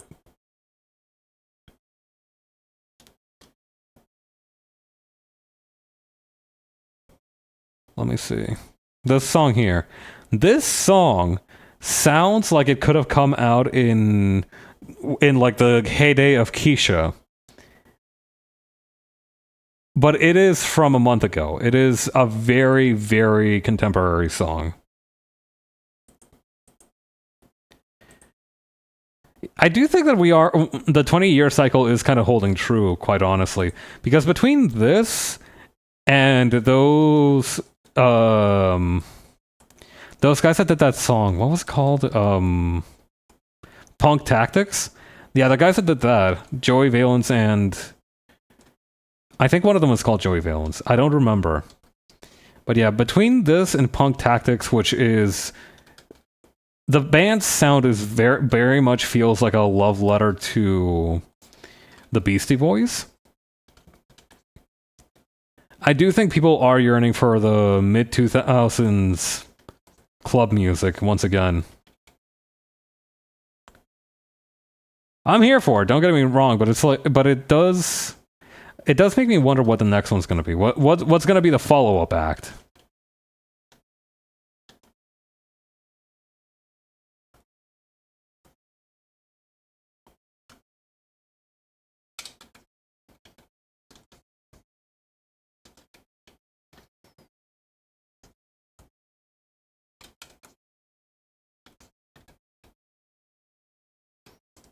Okay, up and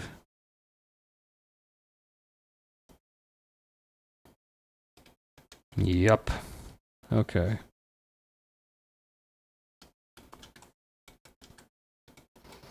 This one just seems like it seems to be just a normal wheel of sorts.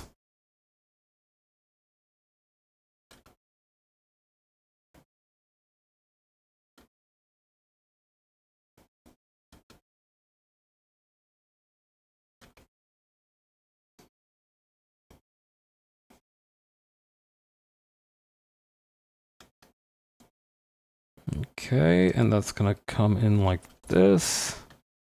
Then we have the sword one.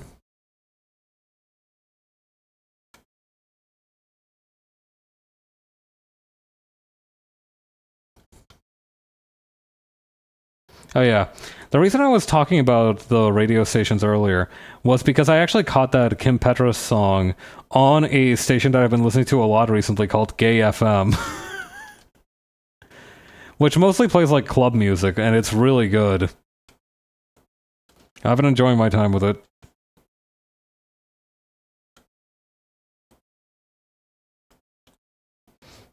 The crazy part about Gay FM is that the songs themselves aren't even that gay.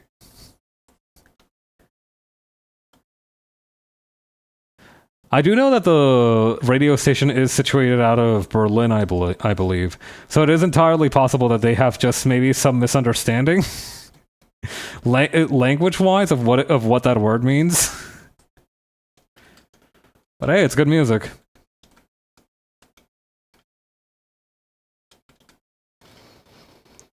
I have my doubts about the misunderstanding part. Like, I feel like most people, I feel like gay is pretty well understood as a term.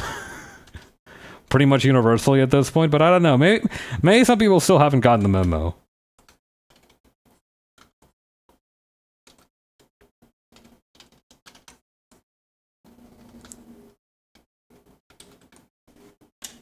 Can I? Hang on. I'm gonna try something here.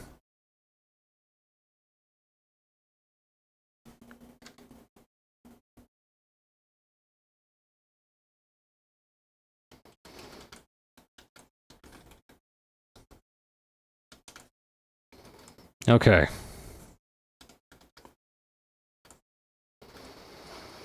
I'm pretty happy with that. I think that's good for line art for the time being. We are kind of coming up on the time that I would normally do to stop stream. So what I'm thinking we do...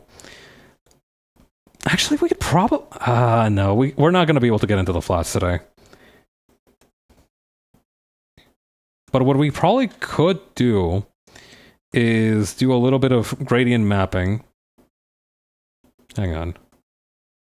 We could do a little bit of gradient mapping so that we can both have something cool to post and also an idea for how we want shadows to fall on the finished product. So let's see. How do we begin? How do we approach this subject?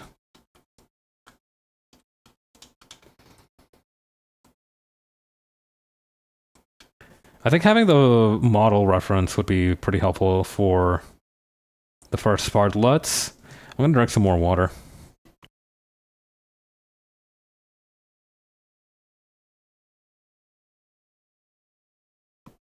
Okay. God, I'm actually thinking about the whole thing about the imitator influencers again. And in that same newsletter that I was talking about earlier, they do bring up the idea of cringe and how cringe marketing has become more,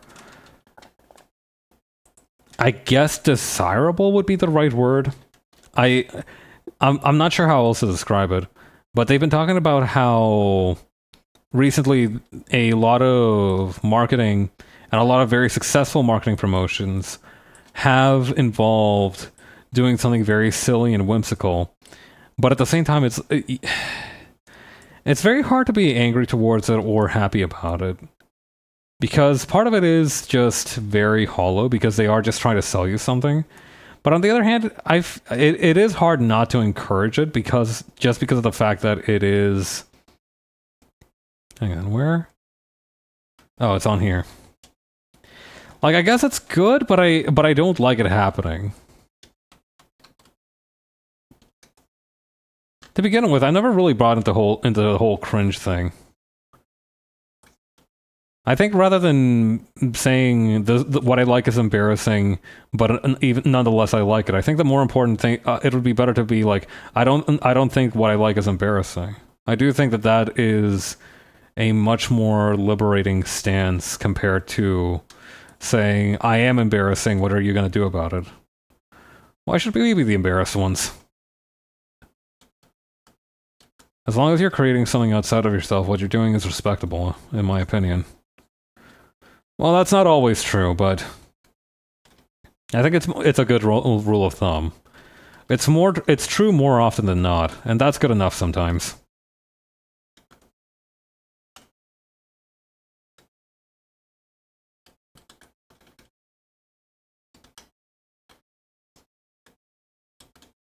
So yeah, I don't know. Am I missing? Hang on, I feel like we could probably do a little bit with the lines while we're at the stage.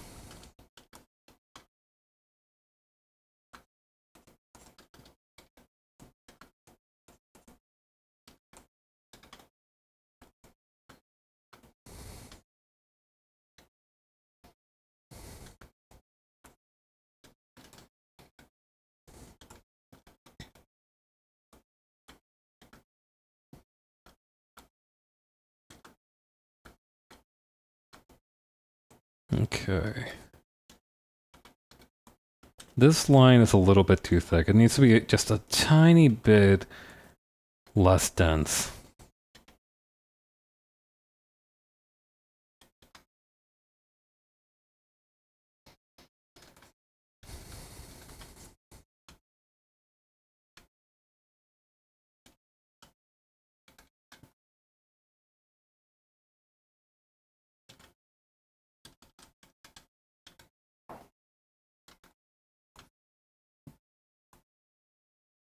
Let me take another quick look at this. Okay, yeah.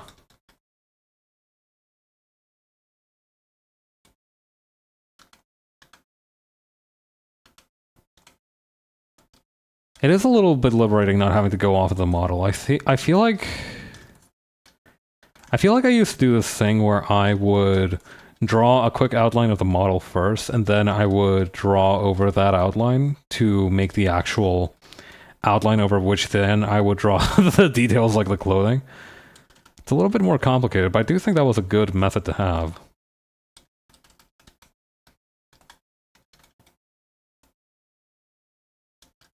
But yeah. I've been talking a little bit about reflection and like thinking about what you're doing, who you are as an artist, right? Granted, it's been through the scope of like the idea of branding and such, which isn't always palatable or appreciated, but it is how the framework that I've been using recently to think about it. And one of the things that I was like thinking about while I was deciding what to draw today is what have I had the most fun drawing recently? And it has just been my friends. I've had a lot of fun just drawing waist up pictures of my friends in a blank back in a in an ambiguous background.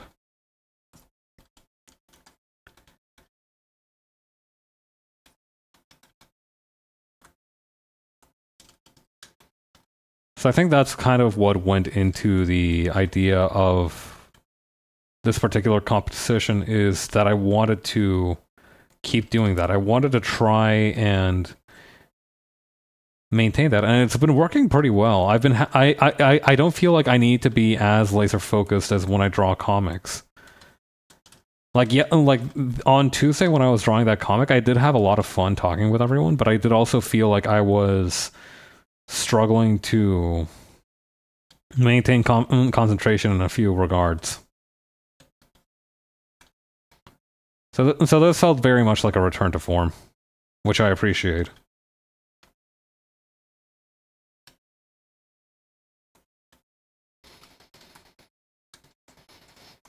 Being an artist is fucking hard.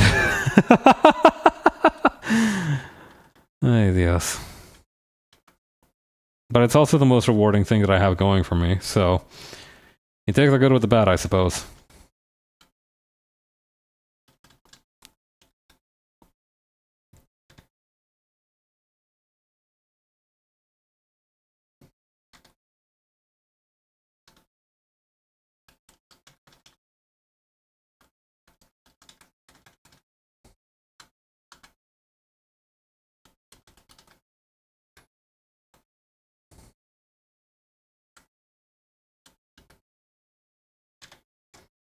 Maybe the smile just a little bit lower? Like that. Does she have any other moles on her face or on her body that I should be aware of? I think the only one that I saw was the one that was on her neck.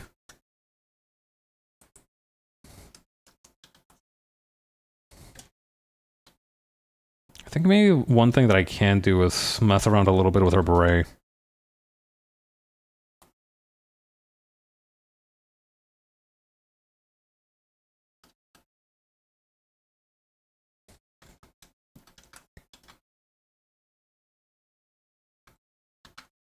Okay, we got 1,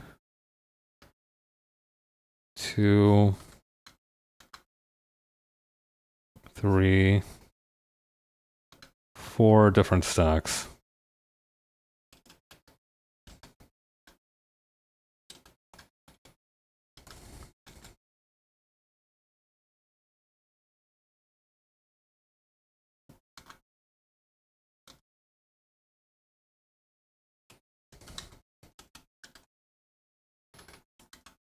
I like that. Okay.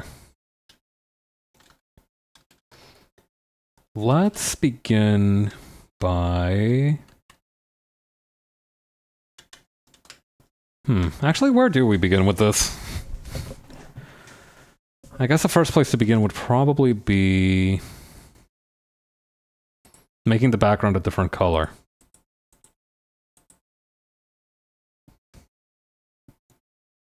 Maybe a slightly brighter one.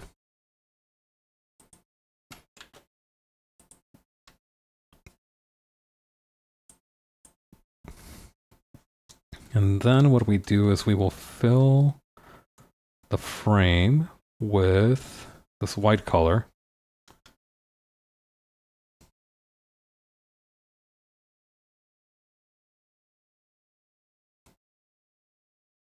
There we go.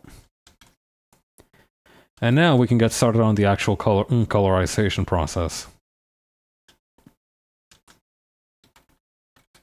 Gonna borrow the color of the sole of her shoe for her hair color.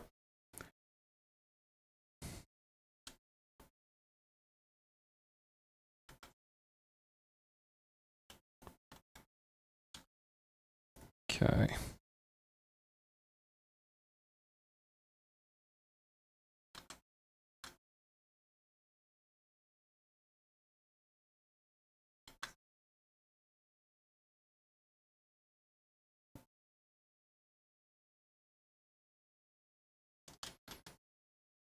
Hang on, I'm going to use this. Okay, I'm gonna do a cool trick.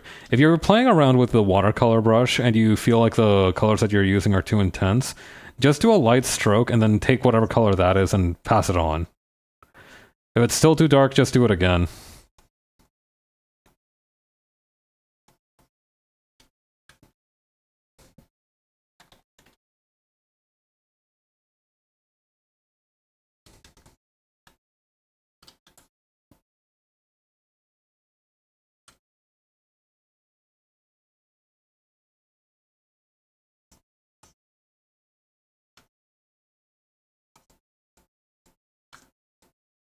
Okay, very carefully just... I've been a big fan of this watercolor method recently, especially if I'm just doing a quick little sketch and it's very low stakes.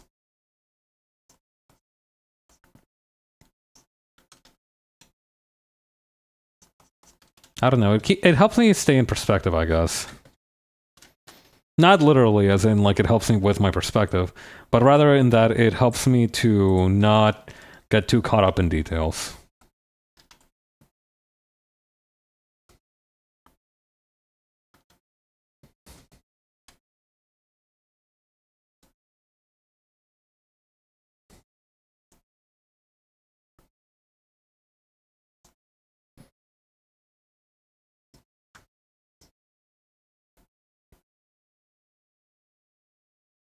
Also, I do need to...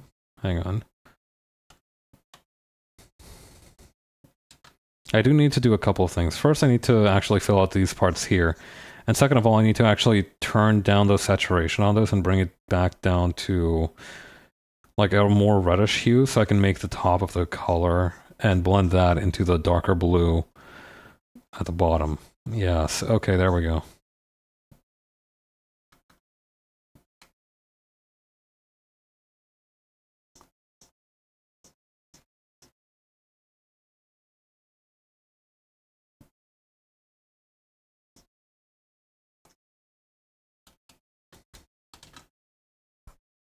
Here we go.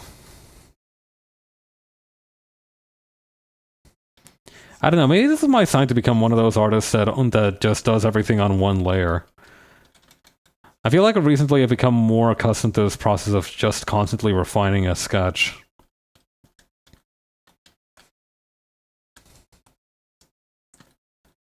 Also, instead of the ordinary blue, I'm gonna make it her kind of teal color.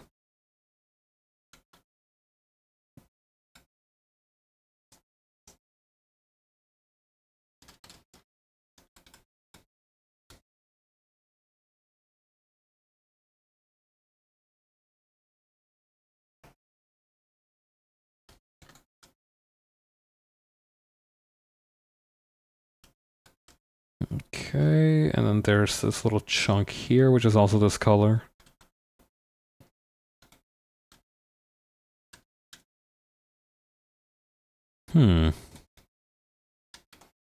What's interesting is that all of these jackets have this particular shade of light blue, which I'm worried might get a little bit lost with the teal. No, actually, that's a pretty good contrast. Hang on. Maybe if I make it kind of like this? Honestly, that ain't half bad.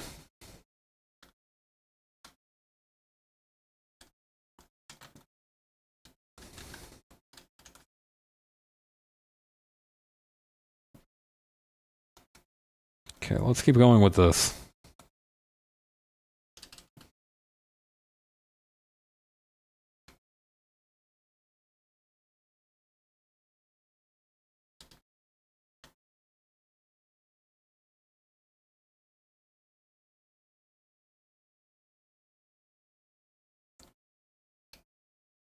Okay, and then there's also going to be a little bit down here.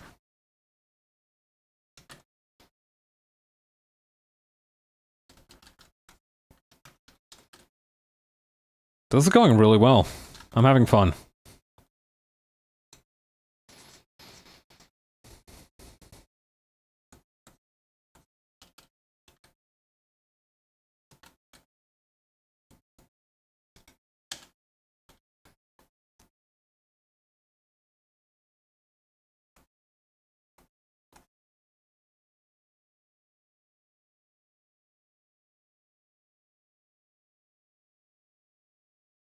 Okay.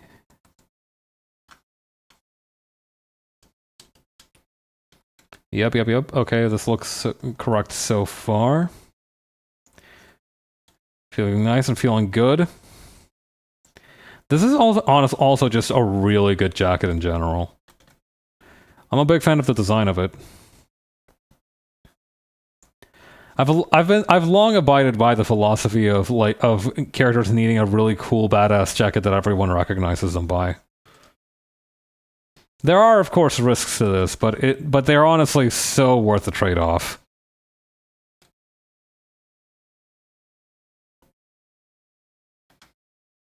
I talked a little bit while I've been drawing when I drew artified references back in the day.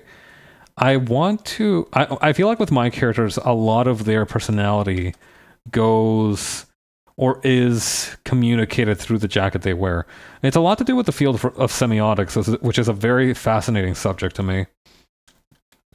Actually, hang on. Do they have a picture? There is a hang on. Do they have a picture of the jacket open on one side? What's the inside like? Oh, it's also the light blue. Okay, nice. Maybe. I don't know what this is going to do for the color balance, but I'm willing to see. I'm willing to test it out.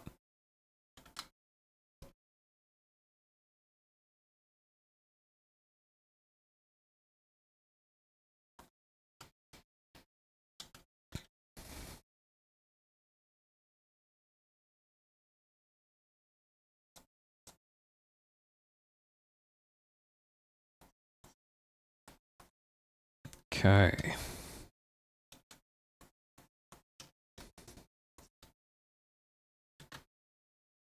And then we can again just grab this blue and start applying it wherever we need to apply it.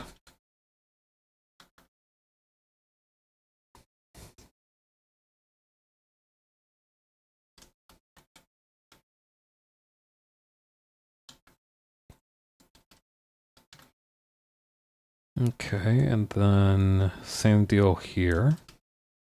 And also here.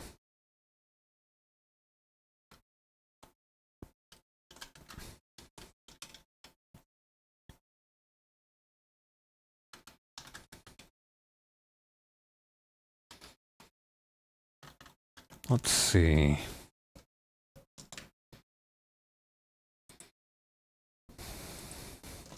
I think part of what would be up next would be the hat.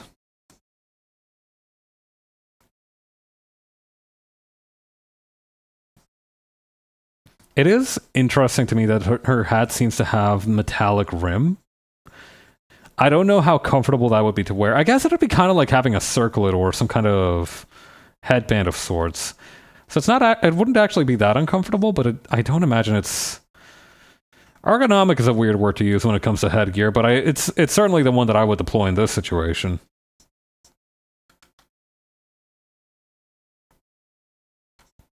I do think there is such a thing as an ergonomic hat.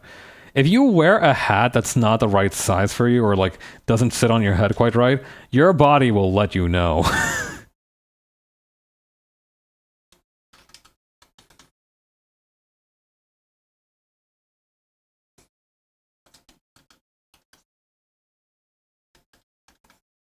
Okay, the headphones. I'm gonna make them a slightly darker shade of black than the outer jacket just so that they have a little bit more distinction to them. Or maybe I should probably make them lighter.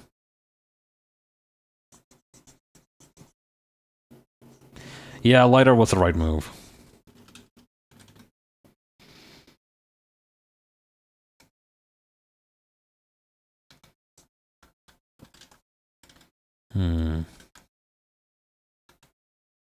We could probably use the same color for the earmuffs for this part here that's supposed to be the wheel.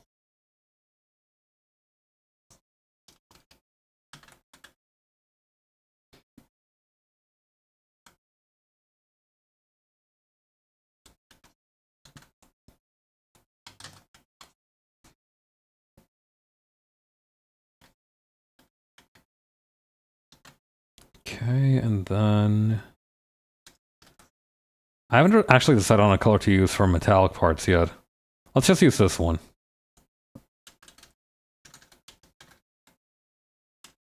Yeah, okay. I am glad that I ended up trying to do the actual decals from the sweat I was gonna call it a sweater from the jacket. They do look, they have a good variety. That's the thing, is that decals are very annoying to draw when they are varied in design and color. They are also very boring to look at if they don't have that variation. It's a bit of a trade-off.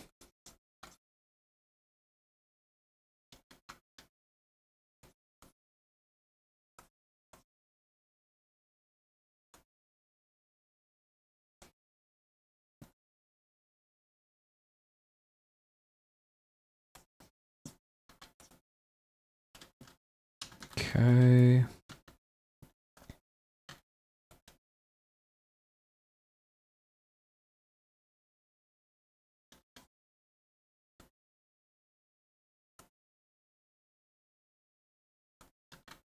And then blending it in this way.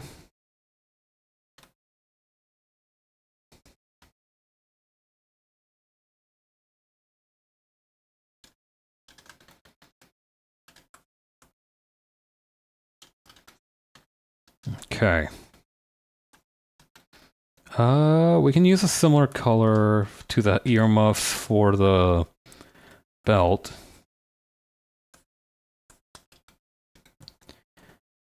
I do notice that there are a lot of studs on the belt, which I didn't actually draw. So, my bad, I will add those now. In as much as I can add them at the last second like this.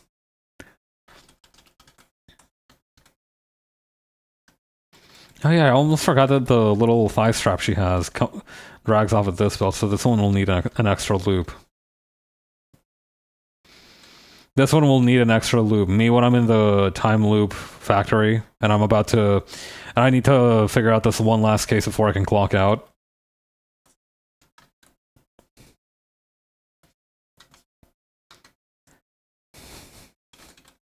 Never go to work at the time loop factories. I hear the hours are killer.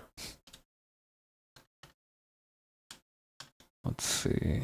Okay.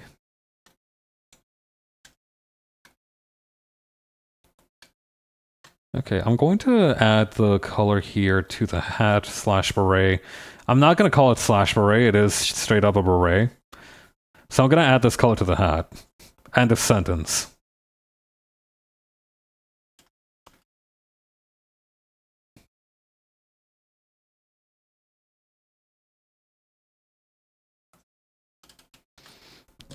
Her eyes are this very pretty bright orange color.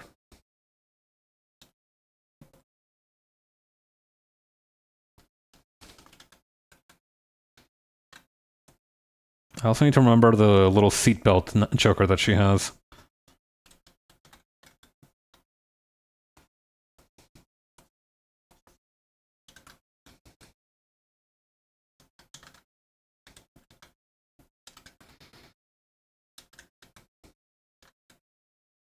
Okay. Now we're going to do my favorite part, which is shading using the functions of the watercolor brush.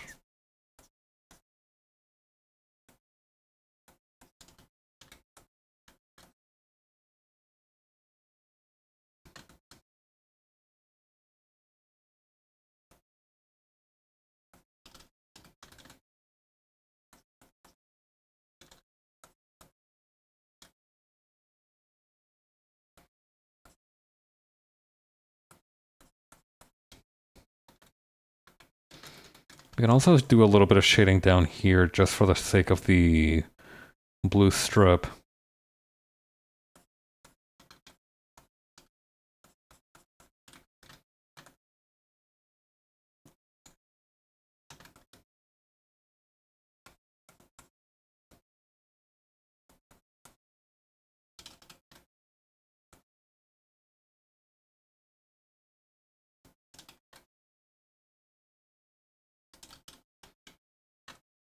Okay, we're going to just do that all across the rest of these areas as well.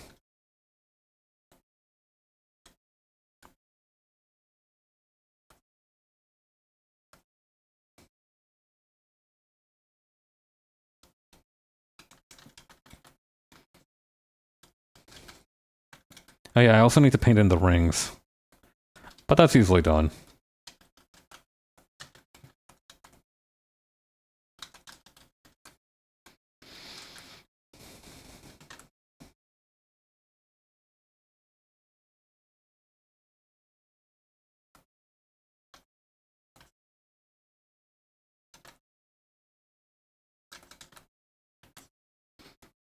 Okay, and then we're gonna go over here.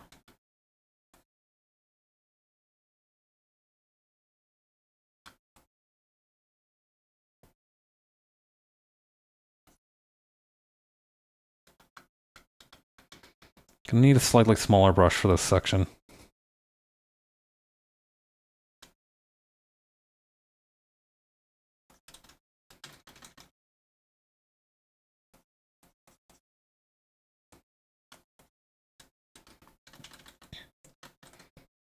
She also has like this bluish, purplish, darkish thing in her eye for the flare detail.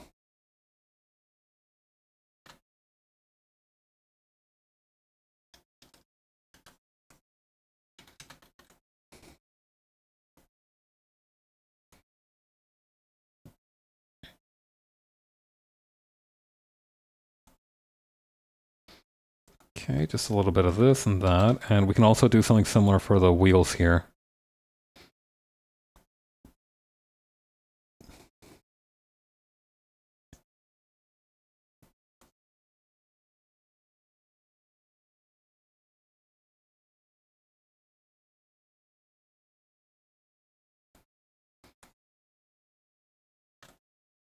Okay, and then we're just gonna use the brush up here to add the highlights.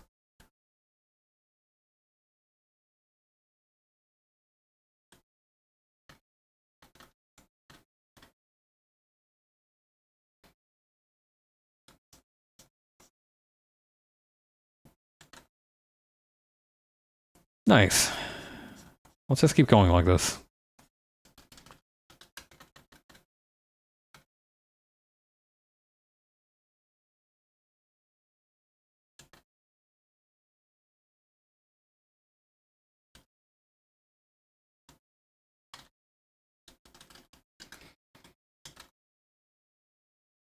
And we can also add a little bit of this shading down here.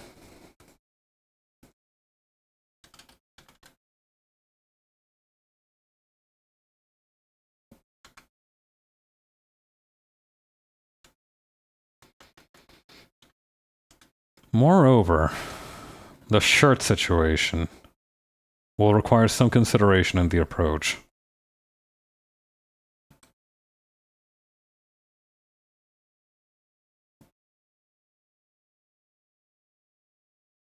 Not sure if that's the right shade, but let's go with it for now.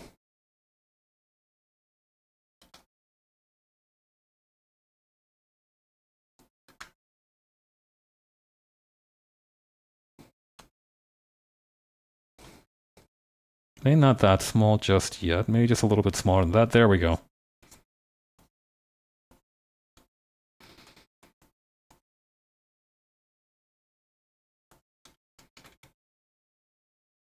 I do think maybe a blue hue for the shirt shadows might be in our best interest here. Hang on, let me just kind of reach over here and play around with the hue a little bit. Yeah, see, blue feels a lot more natural for this. We do need to blend out this bottom half, though.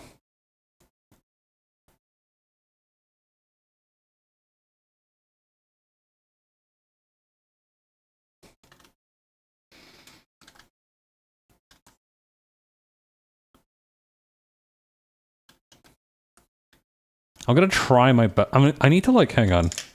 I have, like, a higher resolution. I need, like, a higher resolution picture of her with the outer jacket off. Maybe if I...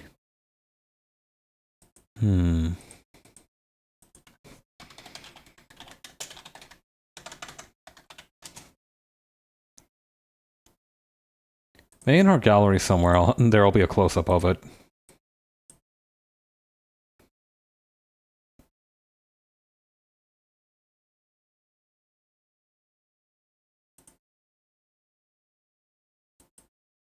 It's really a bummer that a lot of the... Hang on. A lot of the reference pictures available for her are in lower resolution. Oh, no, never mind. Here's one in 4096 by 1848. Okay, this is what I was looking for. I do... Oh, it does straight up just say Niku. It just says meat. I was like, surely that's not what it says. But no, very clearly the little skull thing is chomping on a little beef on the bone there. Damn, alright. What I might actually do for this one then... Hang on, I have an idea for how to carry out my wicked deeds here. Okay, so I'm going to...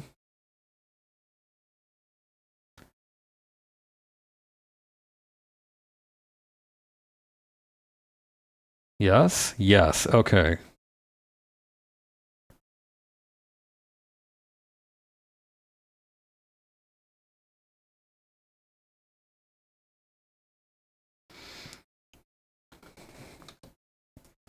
I feel like one day drawing a death metal logo for a VTuber fan art is going to be the death of me. I remember this beat my ass back when I was drawing that one Centrea expression and I was trying to recreate her logo.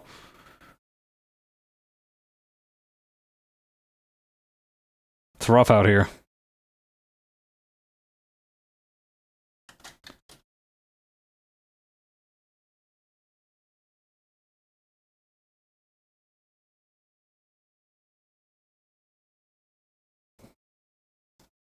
Okay, and then what we do is we grab a slightly darker one.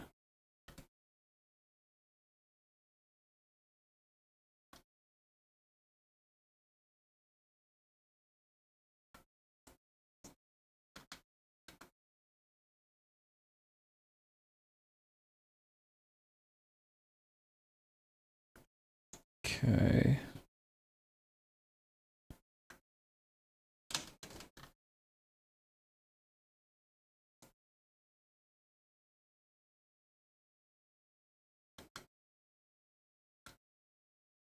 Okay, then we're just gonna add the K there, and then the U. I almost said the U, which is still the right way to pronounce it. You know, that's how I learned. That's how I learned to pronounce it growing up. The U.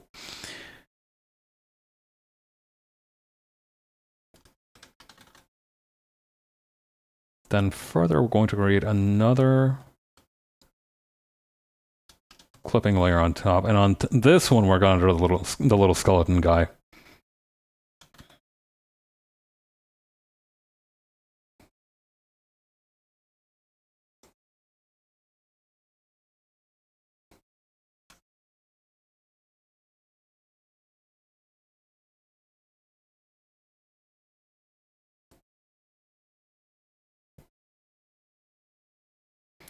Perfect.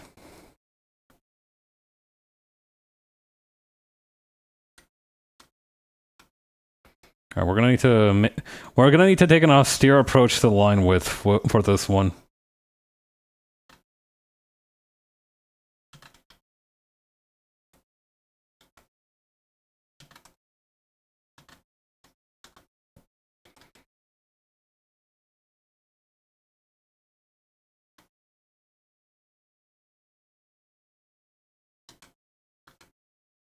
Okay, and then this is gonna go on like this.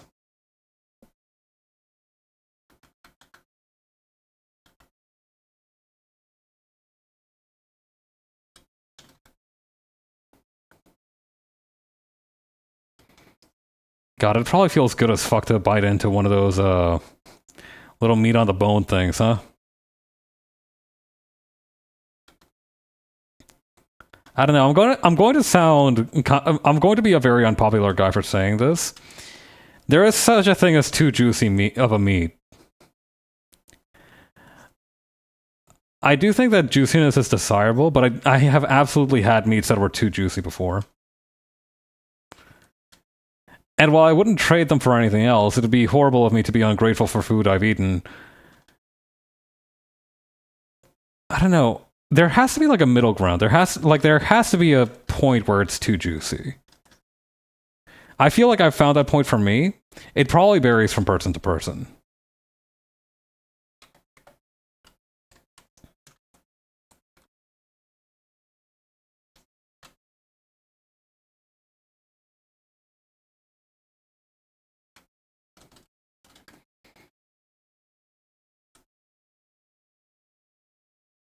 I think what I'm going to do is I'm actually going to darken the border color for this.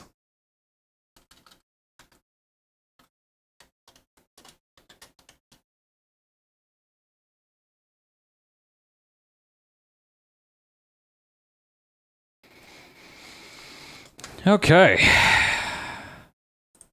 Alright, and now what do we do for just our own benefit and to have a little bit of fun? Is we're going to flatten the color layer and actually probably flatten these two as well.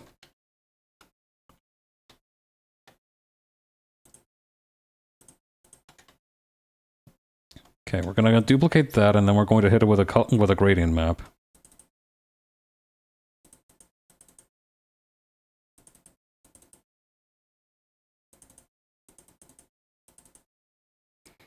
A lot of these are... Ooh, I really like this one, though. All right, let's try this one out.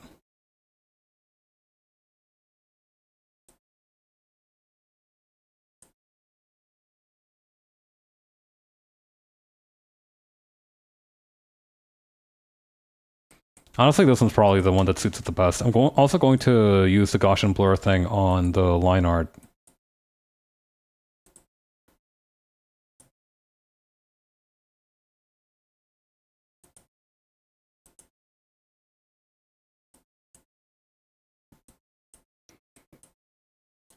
Honestly, I think that's good enough work for today. I think we've done... We've started a good foothold into this. Okay. Is anybody streaming today? I think I'm ready to tap out. Is anybody streaming today?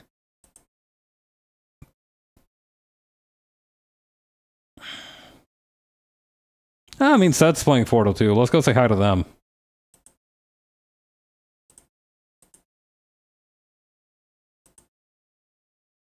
God, it is really funny that you can choose similar or smaller size for the raid options here. But yeah, take care, everyone. Have a good evening, and I hope you have a great rest of your day. Tune in on Saturday for Hollow Knight. Catch you later. Bye.